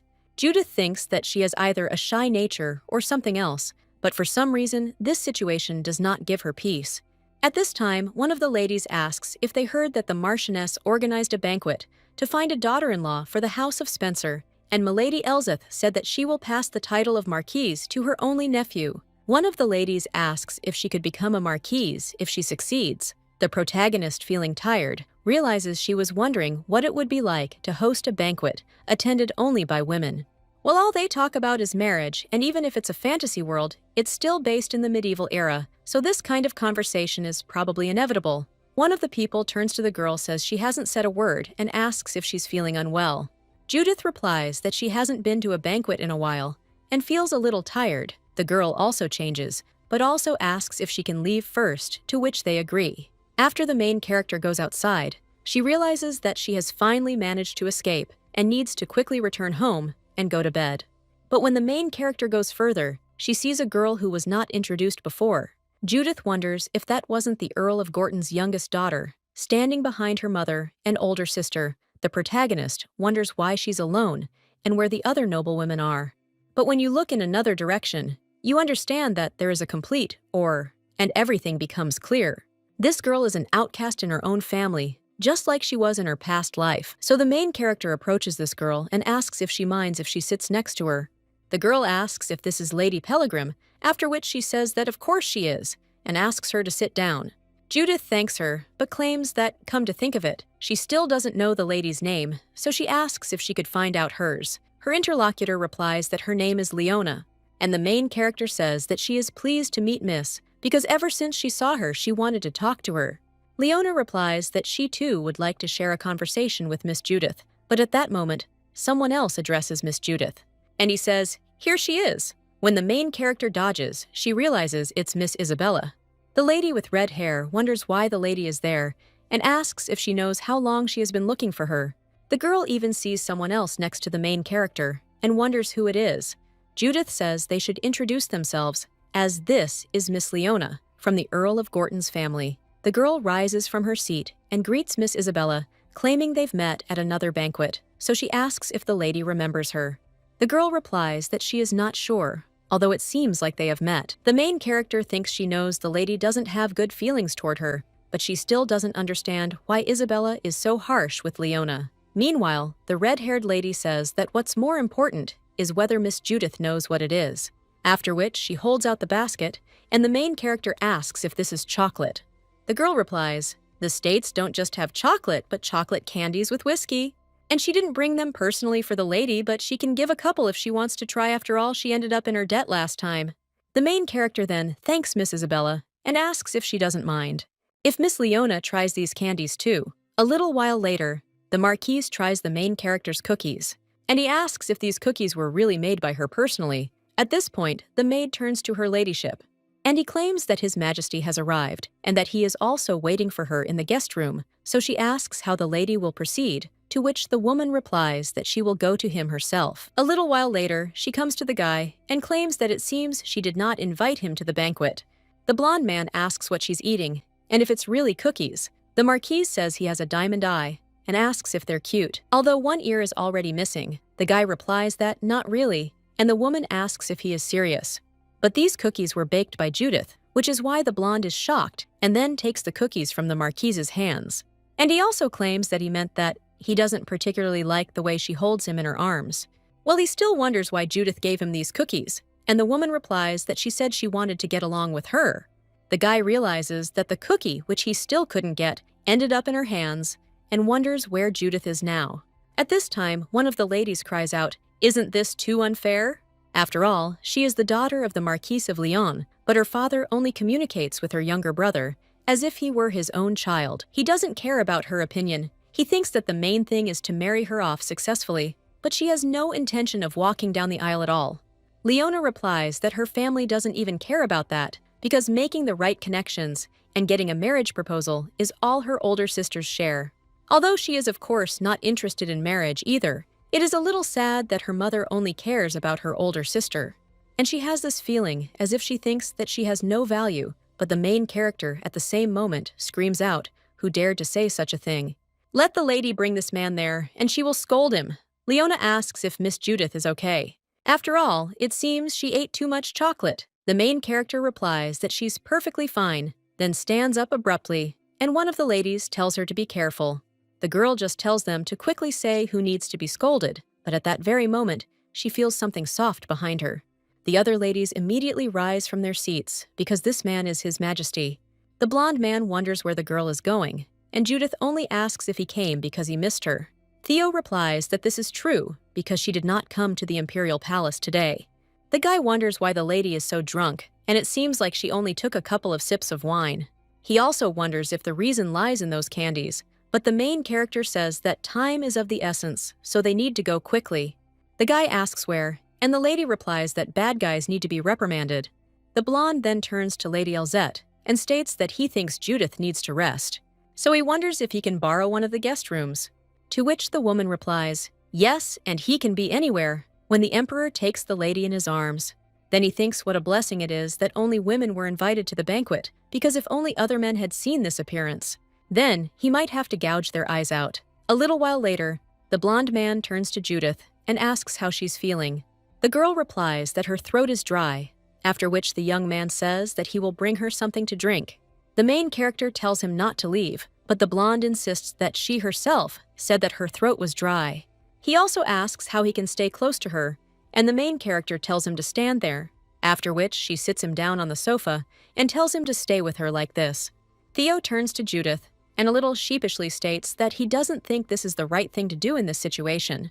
Well, the main character at this time asks if he is handsome, then that's all. She means that he sits and seduces a person without any effort, and this is an insidious body.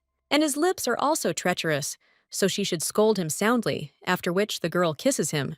But when the guy addresses her again, the lady only falls asleep, and the guy asks if she is really sleeping, after which he keeps insisting that this will soon drive him crazy. The next day at the Pellegrim residence, the girl says that she has a splitting headache, and the maid asks if the mistress is okay. Judith replies that she's not feeling well at all, and asks Maria how she got home yesterday. The girl realizes she remembers eating whiskey-laced candies with Isabella. The maid claims that His Majesty personally brought the lady to the residence, and because of this, his lordship and the young lords were in terrible indignation. To say that it was a commotion is to say nothing, as the main character recalls the previous night. She also remembers Theo's expression and realizes that she suggested that he keep his distance, saying that she should prepare herself mentally, and then attacked him. The lady imagines how discouraged he was, and then cries out that she will not go to the imperial palace today. Marie asks what this lady main character is talking about. She says again that she won't go, and that's it. A little while later, the girl reads the book and realizes that she didn't go to the imperial palace, and now she has to suffer from boredom. But at that very moment, someone runs into the lady's room and says that something bad has happened. Judith asks Mary what happened. The girl replies that it was His Majesty. He came to her personally. The main character, shocked, asks what she's talking about, after which the butler knocks on the door, and she tells the lady that His Majesty has arrived. At this moment, Mary greets the son of the Empire, and the Emperor asks if Judith is still asleep, to which the maid replies yes, after which the guy looks at the main character and smiles. Judith wondered if he had already left, but then she heard a sound near her. It turned out to be His Majesty sitting down on the bed. The blonde man asks how the lady is feeling, and the main character wonders if he is still there. The girl replies that she is fine, and the guy asks if this is true, because if so, he is glad to hear it. The guy also lifts the lady up and claims that he has come all this way, so why would she not even show him her face?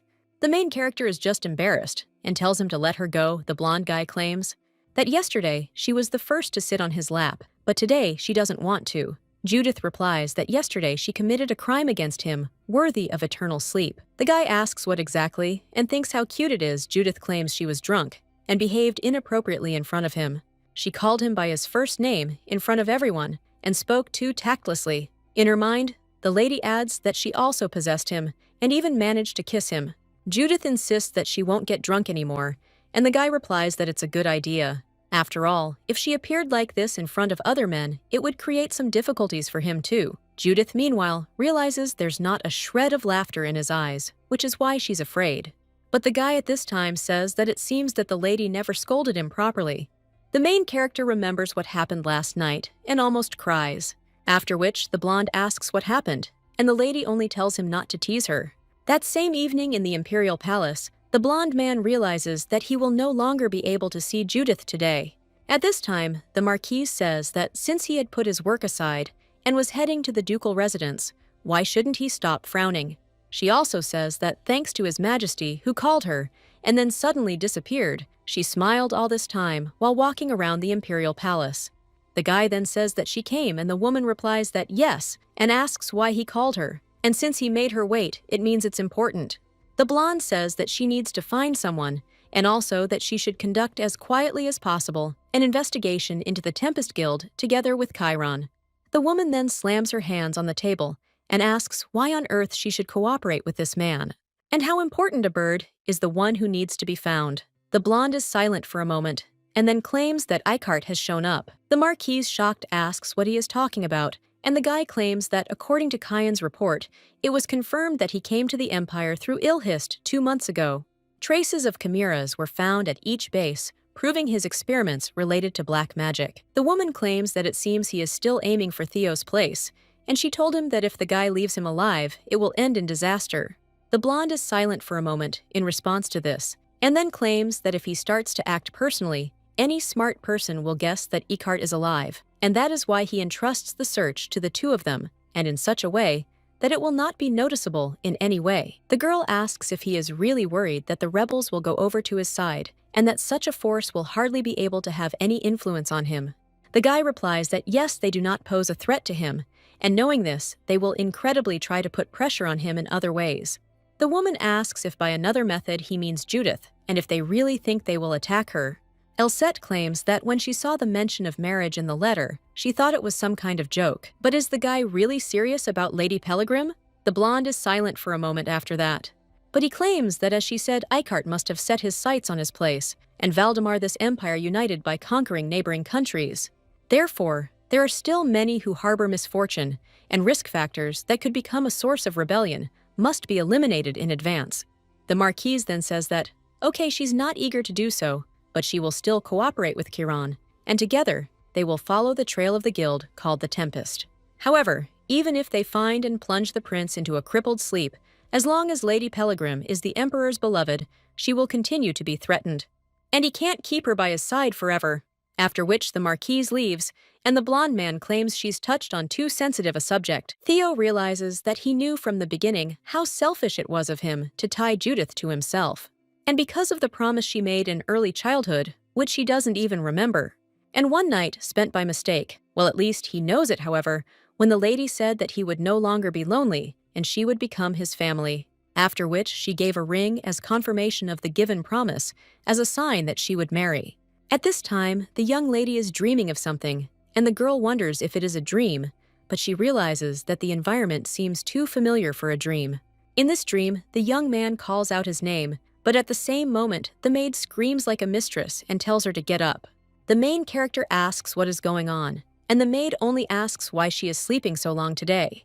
After all, the lady has to go to the Imperial Palace soon, and if she doesn't start getting ready, Seryoja, she'll be late. Judith asks if she's really up that late. But a little while later, the girl is already heading toward the carriage. Her father turns to her and asks if she'll be going to the Imperial Palace today too. Judith replies that yes, she promised His Majesty she would come. Then the girl asks if something is wrong.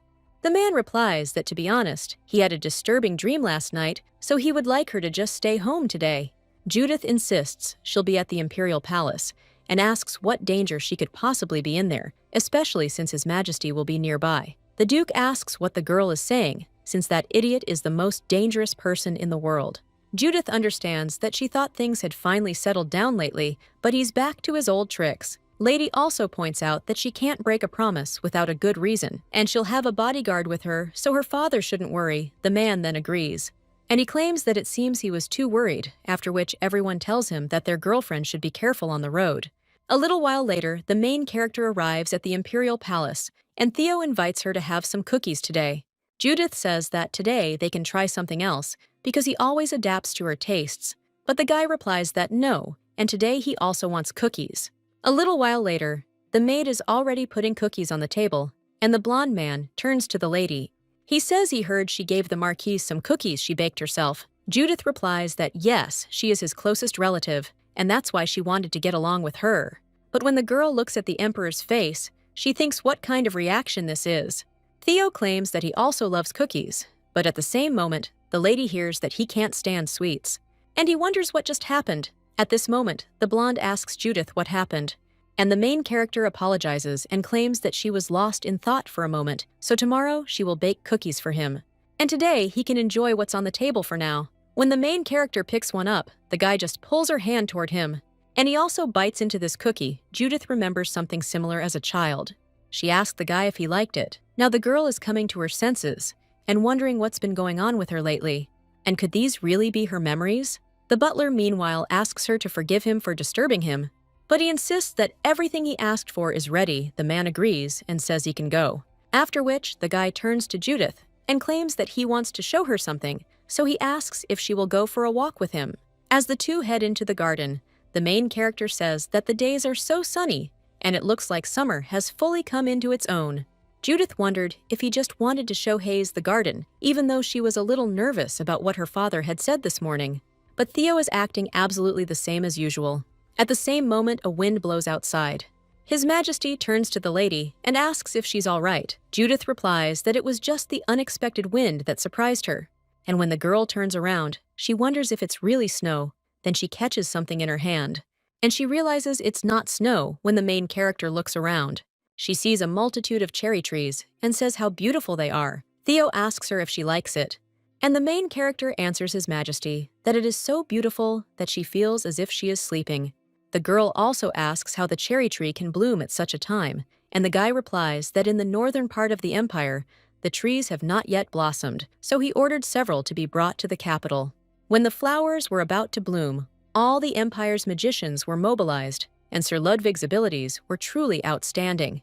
Well, the main character wonders why it was necessary to go so far, to which the guy replies that she herself said that she wants this to be the day when the cherry trees will bloom. The girl wonders if this is really what she's thinking. The blonde man replies that the cherry blossoms are in bloom now, so he's proposing marriage. Judith is shocked to think what kind of situation this is now, and even if he wants to get married as soon as possible. How could one resort to such madness? It defies any laws of common sense. The girl wonders if she'll really have to walk down the aisle at this rate. Theo notices her nervousness, and he claims that he knows that she is avoiding him who is the emperor. One look at her face is enough to understand this, and the title of empress must be burdensome. After all, he has many enemies, many of whom will begin to persecute the lady. However, he will not allow anyone to harm her. And she will also do whatever she wants, and make sure that anyone who threatens her cannot even set foot on the territory of the empire. He will also make the lady an empress, who will lead the most luxurious life in the history of the empire. And all she needs is to be near him. Theo asks Judith to fulfill his request.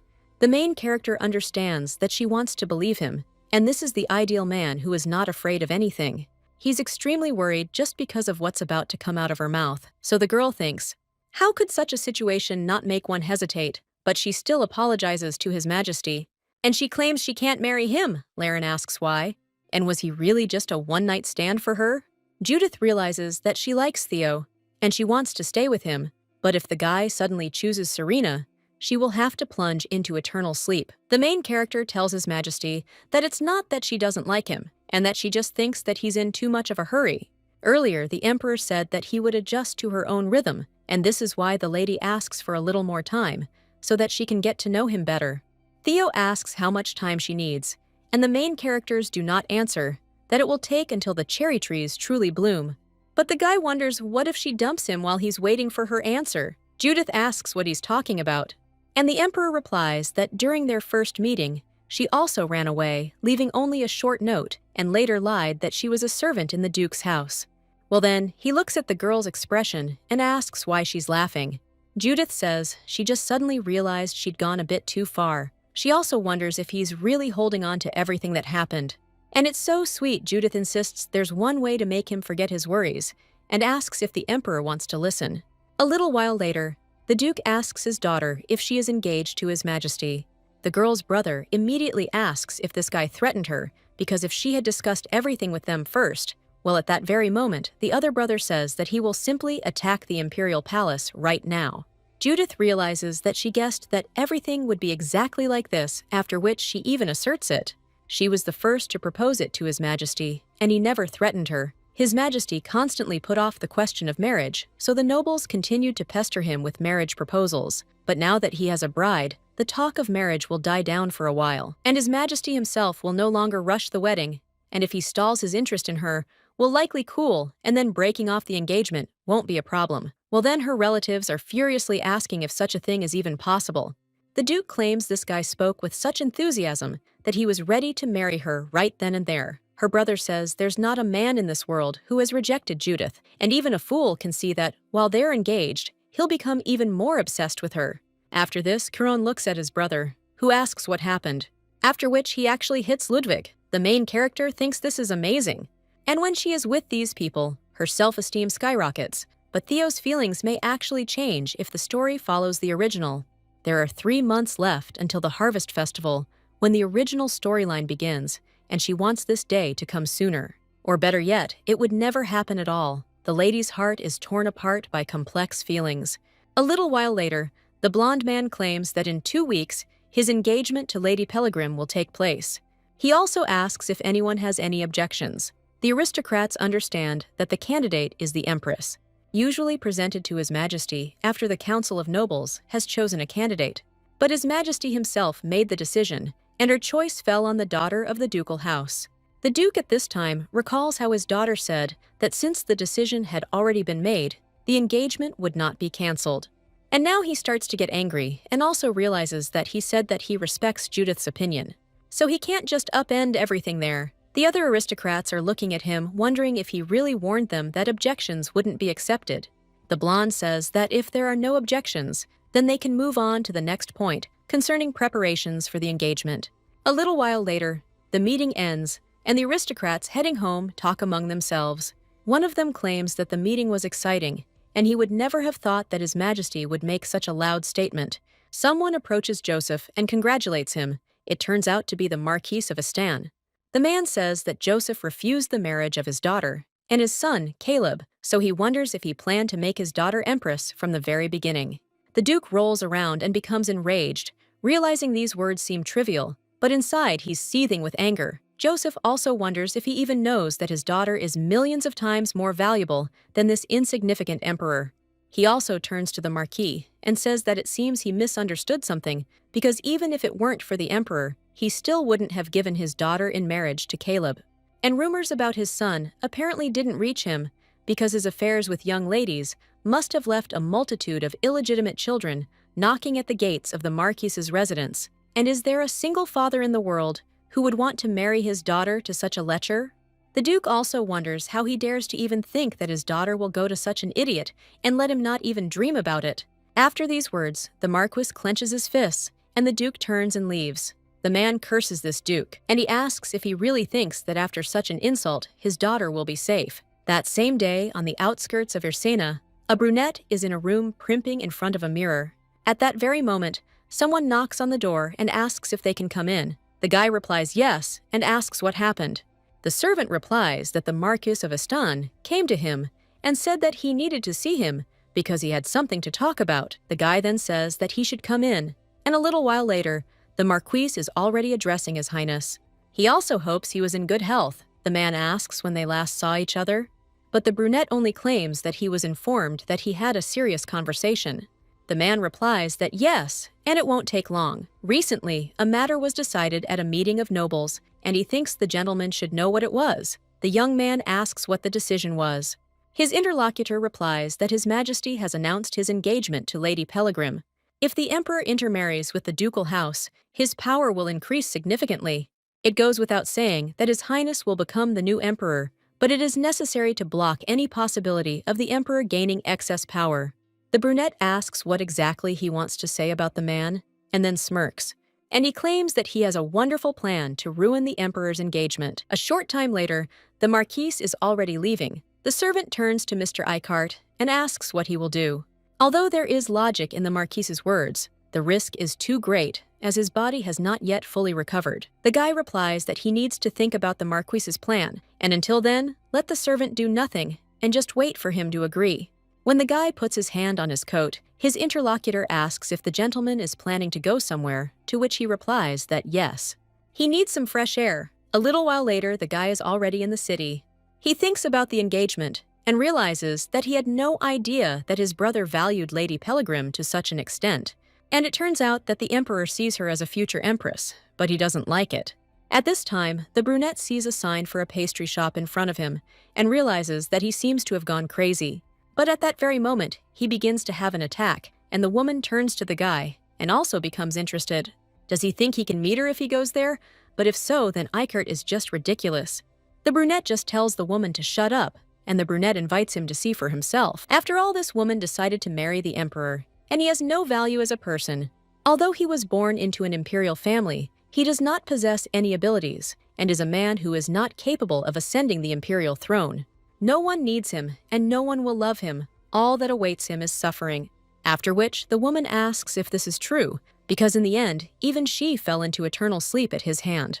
At the same moment, an explosion occurs in the city, and people seeing it are shocked and also wonder what happened. One of them says to call the guards. The brunette is at the center of events at this time.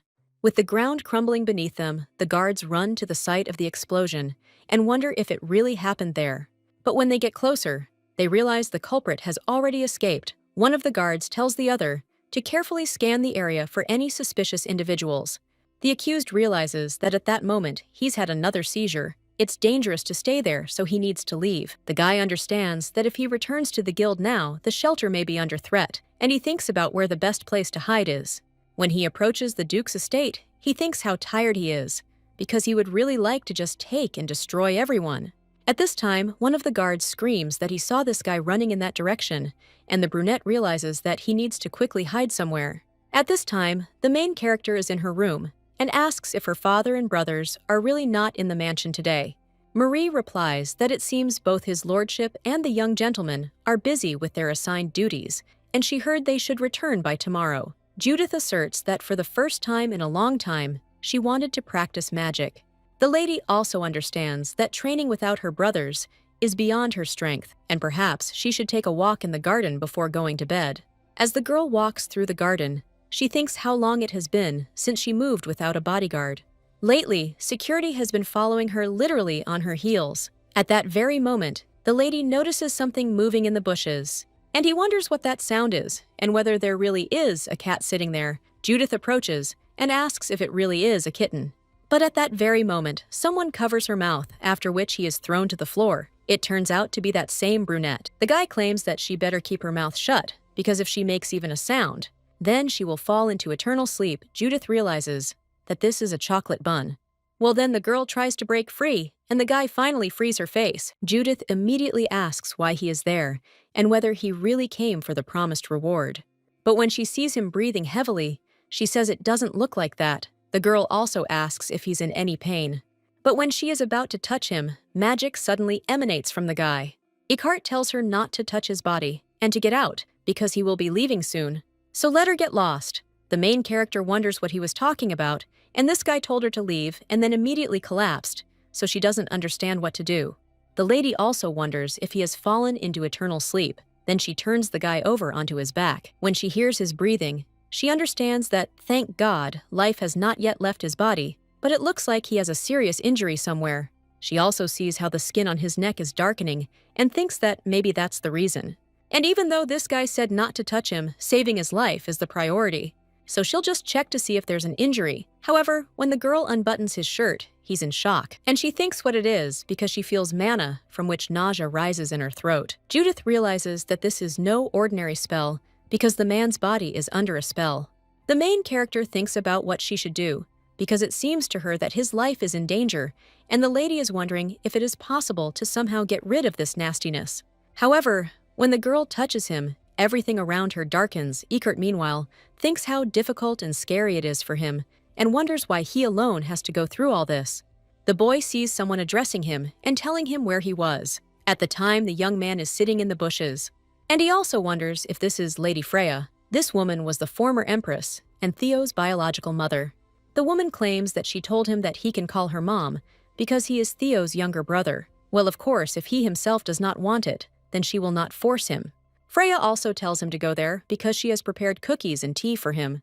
But the young man insisted his mother would scold him, to which the woman replied that everything was fine because she would talk to Arietta. He asked if this was true, and the woman replied that yes, so let him come to her quickly, and it would be a shame if everything cooled down. After which, the guy extended his hand to her, and the lady with a smile on her face claimed that he finally took her hand. The guy understood that her hand was so warm, and it would be great if this woman was his real mother. At that very moment, the guy opens his eyes and sees the main character next to him.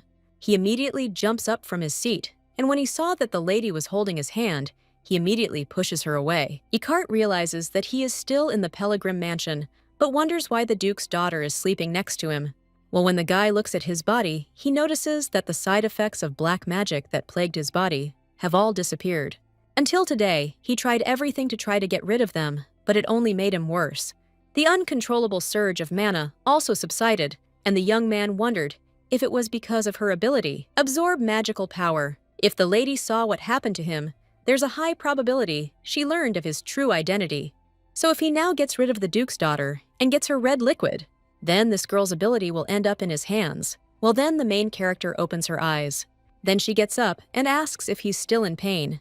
She stretches his shirt, and she claims that there was clearly some kind of disgusting mana on the guy's body, but the brunette tells her to wait. The main character, looking at his body, asks if everything has disappeared, after which she says what a relief it is.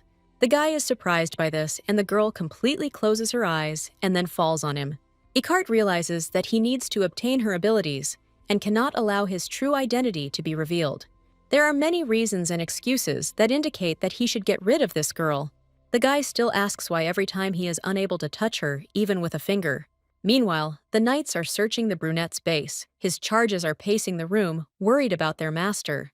But a little while later, the brunette enters the room, and the servant immediately says that he is safe and sound.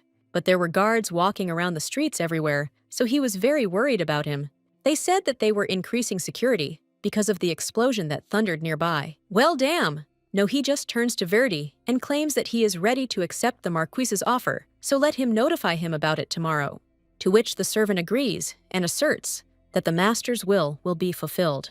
Well, he still asks what happened outside, and didn't he put on his robe when he left? The brunette then claims he lost it, and the next day, the main character stands next to the robe.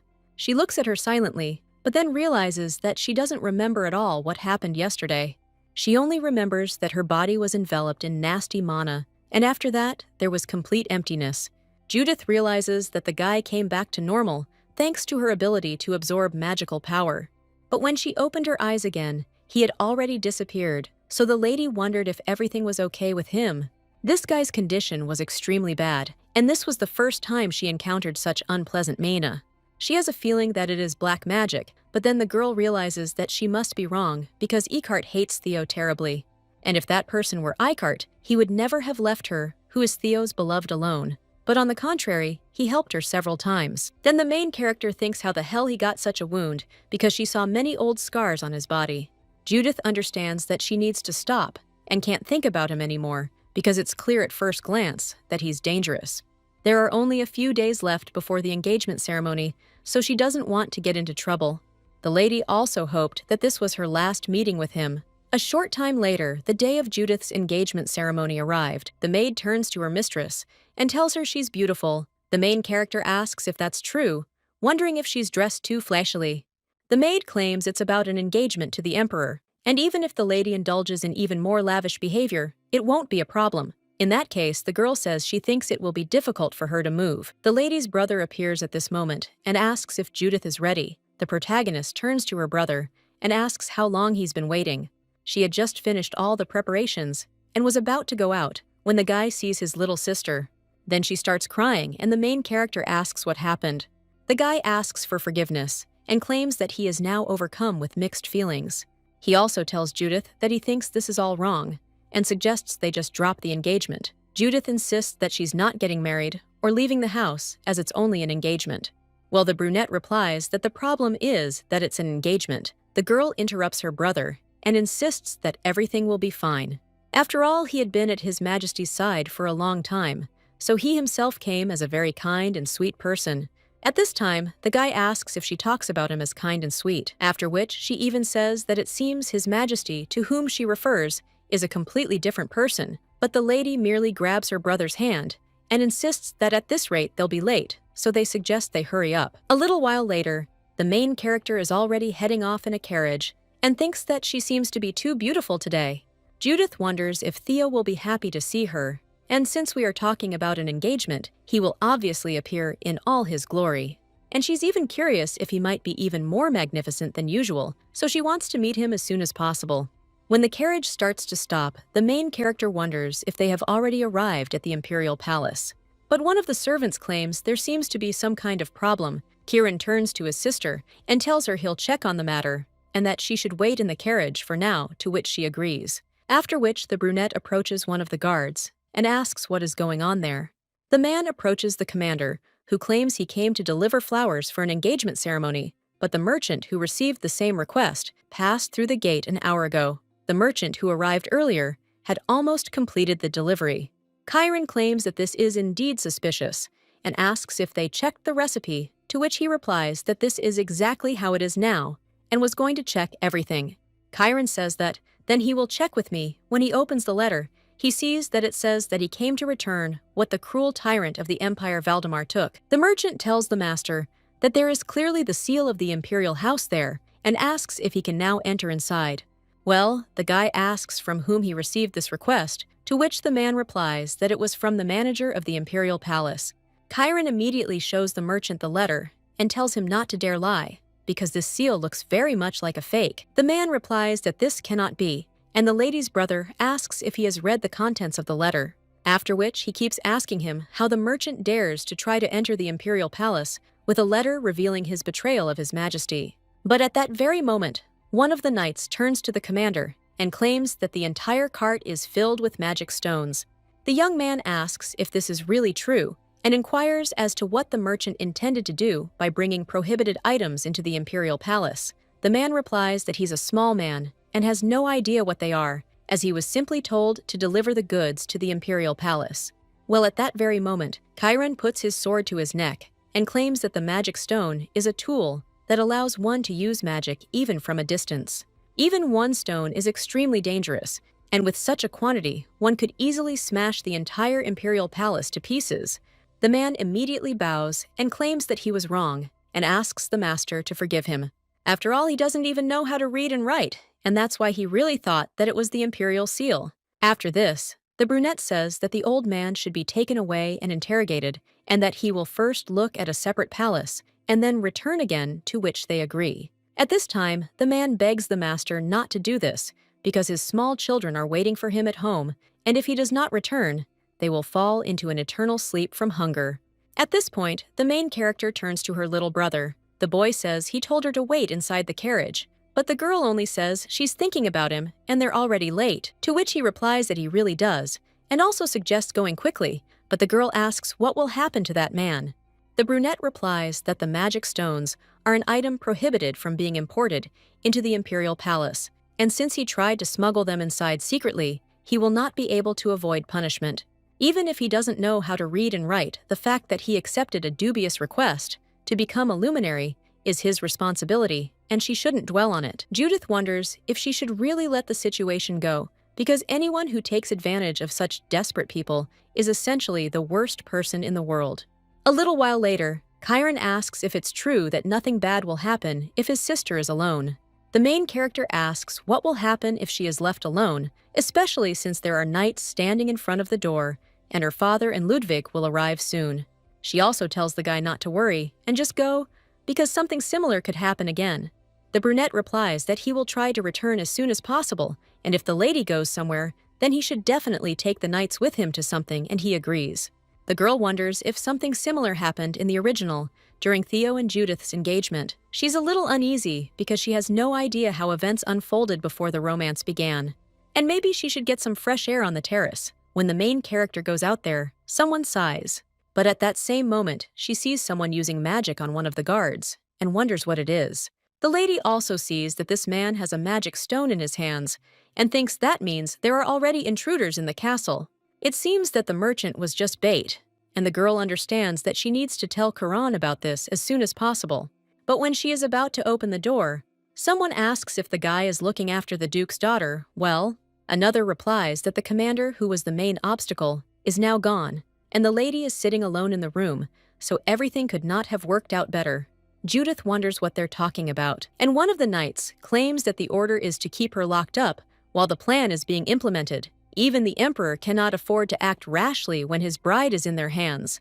The protagonist wonders what this plan is, and whether it's somehow connected to the magical stone she saw earlier. Because of the engagement ceremony, many people have gathered in the imperial palace, and if an explosion occurs, everyone will be in great danger. At the same moment, this knight turns to Lady Pellegrim and apologizes for the disturbance, after which they enter the room but realize there's no one there. One of the knights screams, "Did she really suspect something was wrong and run away?" The protagonist, standing outside the door, realizes that she absolutely cannot afford to make a mistake now, and there's no one there who can help her. The lady conjures up some water, and one of the knights asks what it is, after which the water balloons burst completely. This doesn't cause any harm to the knights, and one of them asks what it is. Another replies that it's just water, and what kind of magic could a lady who grew up in luxury and prosperity conjure up? One of them claims that they don't want to use force, so he suggests that the lady just follow them. But the main character begins using lightning magic. One of the knights claims they were told the mistress was incapable of using magic of that level. But the main character replies that this time everything will be different because water is a good conductor of electricity. The girl casts a spell on them, after which the two fall to the floor. The main character steps on the hand of one of them with her heel and wonders if she managed to disarm them. When the knights don't move, the lady realizes that she has succeeded, so she needs to quickly get rid of the magic stone in the fountain and report what happened to Chiron. A little while later, the girl is already looking for this stone, and when she gets it out of the fountain, she realizes that he is much bigger than she thought, but with such a size, he clearly poses a danger. Ludwig said that magic stones are monocrystals, and it turns out that she can absorb it with her ability. The girl does so, and also understands that the magic stone has disappeared, and then she needs to go to Chiron. But at that same moment, the lady notices that the man who hid the stone in the fountain has returned. The main character wonders why he came again, and the guy just bends over to the bushes. And he takes out another stone, after which the main character wonders if he really had more than one stone.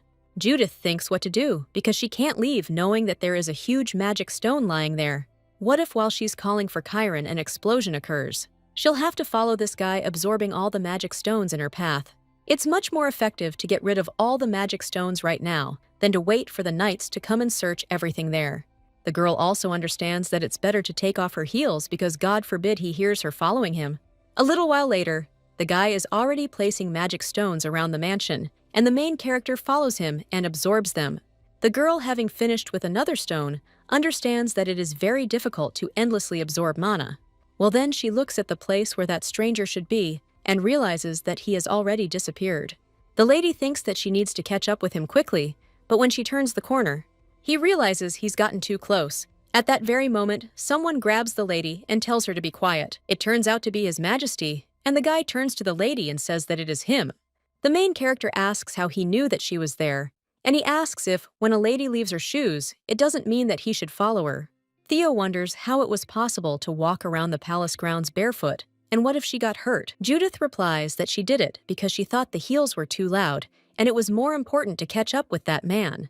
The guy replies that it's nothing she should worry about, then offers to go as he'll take her to where the knights are. Judith says the man has magic stones with him, but the blonde man asks what's wrong with Togo. The main character asks what he's talking about since the people in the castle could get hurt. Theo asks if the fact that she might get hurt doesn't bother her.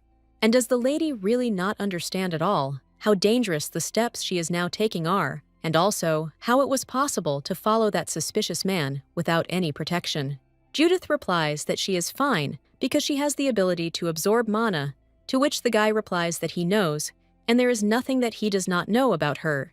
Then the main character asks why he treats her like this, and Theo replies that he wants the lady to be completely safe. He also claims that if something happens to her again, well, then the guy will shut up. At this time, the main character is wondering what her opinion is because she doesn't want to become a beautiful doll that will stand next to His Majesty. At that very moment, an explosion occurs, and the main character wants to run there, but His Majesty stops her. Judith says that now is not the time to stand there and chat because we need to get there quickly.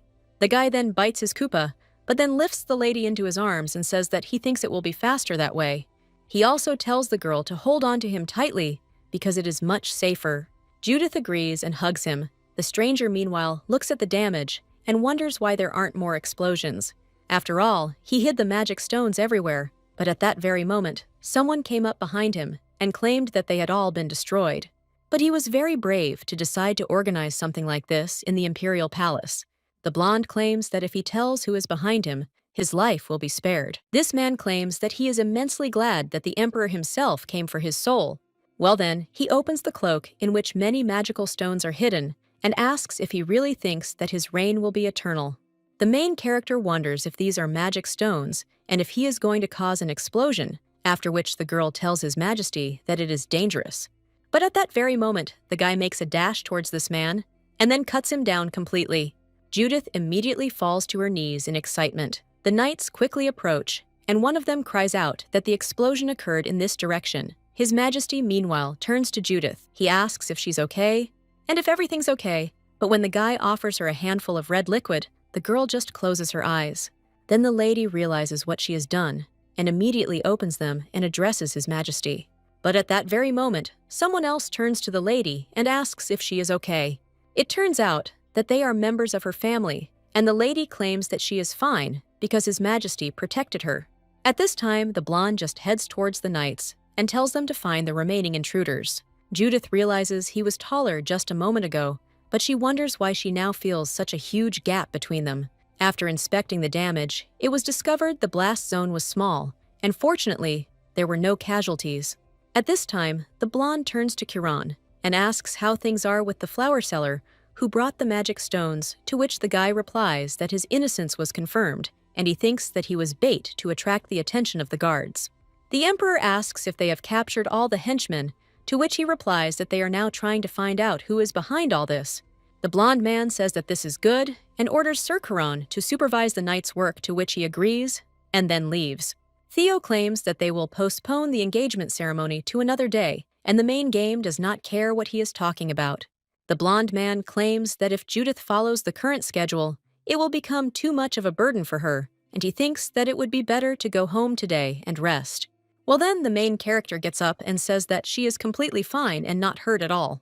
At this time, the Marchioness asserts that if Lady Pellegrim does not object, she would like the engagement ceremony to take place today, as scheduled, since postponing the engagement is a waste of the budget. The reason the enemies chose today as the date of the attack was probably to show the nobles what they were capable of, so wouldn't it be better to demonstrate the authority of the imperial family at such a moment? Ludwig claims that what the Marquise said makes sense, and asks if Judith is really okay. The main character replies that on the contrary, she will feel more tired if the engagement is postponed to another day. And those who intruded seem to want to stop the engagement ceremony, so even if they set another day for the engagement, the same thing could happen, and she also thinks that the engagement ceremony should be held today.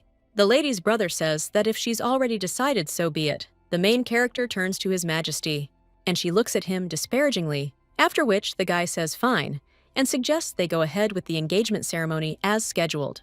A little while later, the two are already in the church, and the priest tells them to finally swear their vows with a kiss.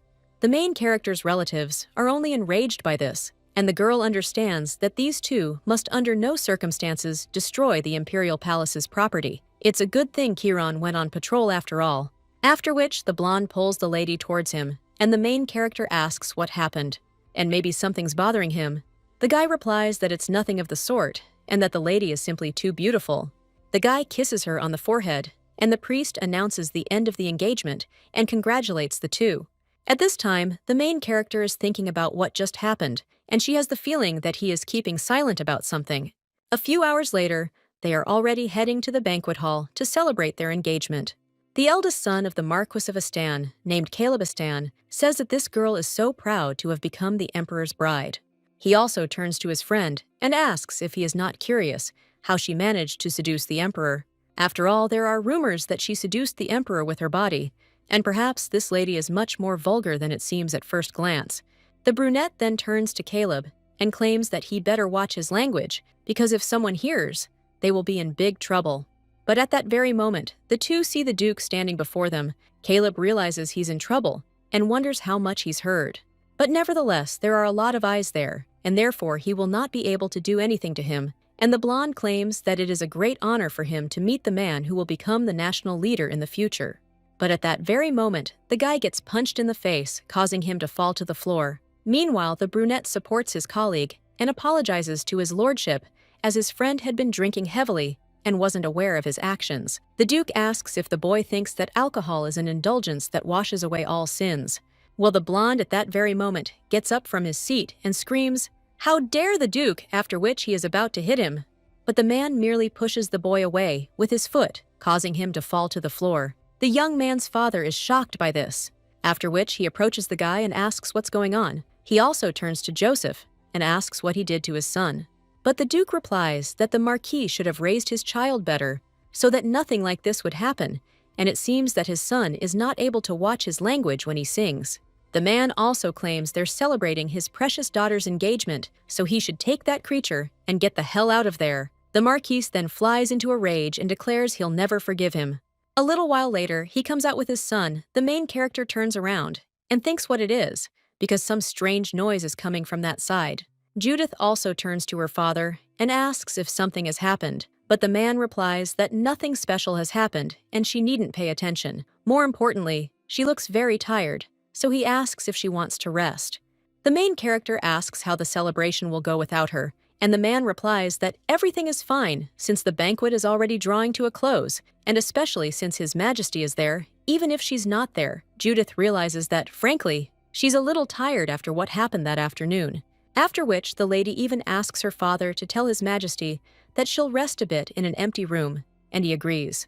A short while later, the main character lies down on the bed and sighs, realizing she now feels alive. Today was truly a crazy day, but she's nevertheless glad they finally managed to complete the engagement ceremony. The girl wonders if it's because she's stopped being nervous, her legs, her eyes drooping, and then she completely falls asleep. A little while later, someone else enters the room and approaches her. It turns out to be His Majesty, and the guy just watches the girl silently wondering if she's having nightmares. Well, when he touches her face, the lady immediately opens her eyes, and he turns to His Majesty. The girl rises from the bed and asks when he arrived and how things are going with the banquet. When she reaches out to him, the guy merely pulls away. Judith asks if she somehow ruined his mood, considering he's been acting out of character all day and didn't seem happy at all during the engagement ceremony. She also says it might be because she didn't listen to him until the very end. But the guy replies that it's not that, and he wouldn't hate her for such a trifle, and he just didn't want the engagement ceremony to go like this. He didn't want her to have to overexert herself like that, and he also hoped it would be the happiest and most joyful day of her life.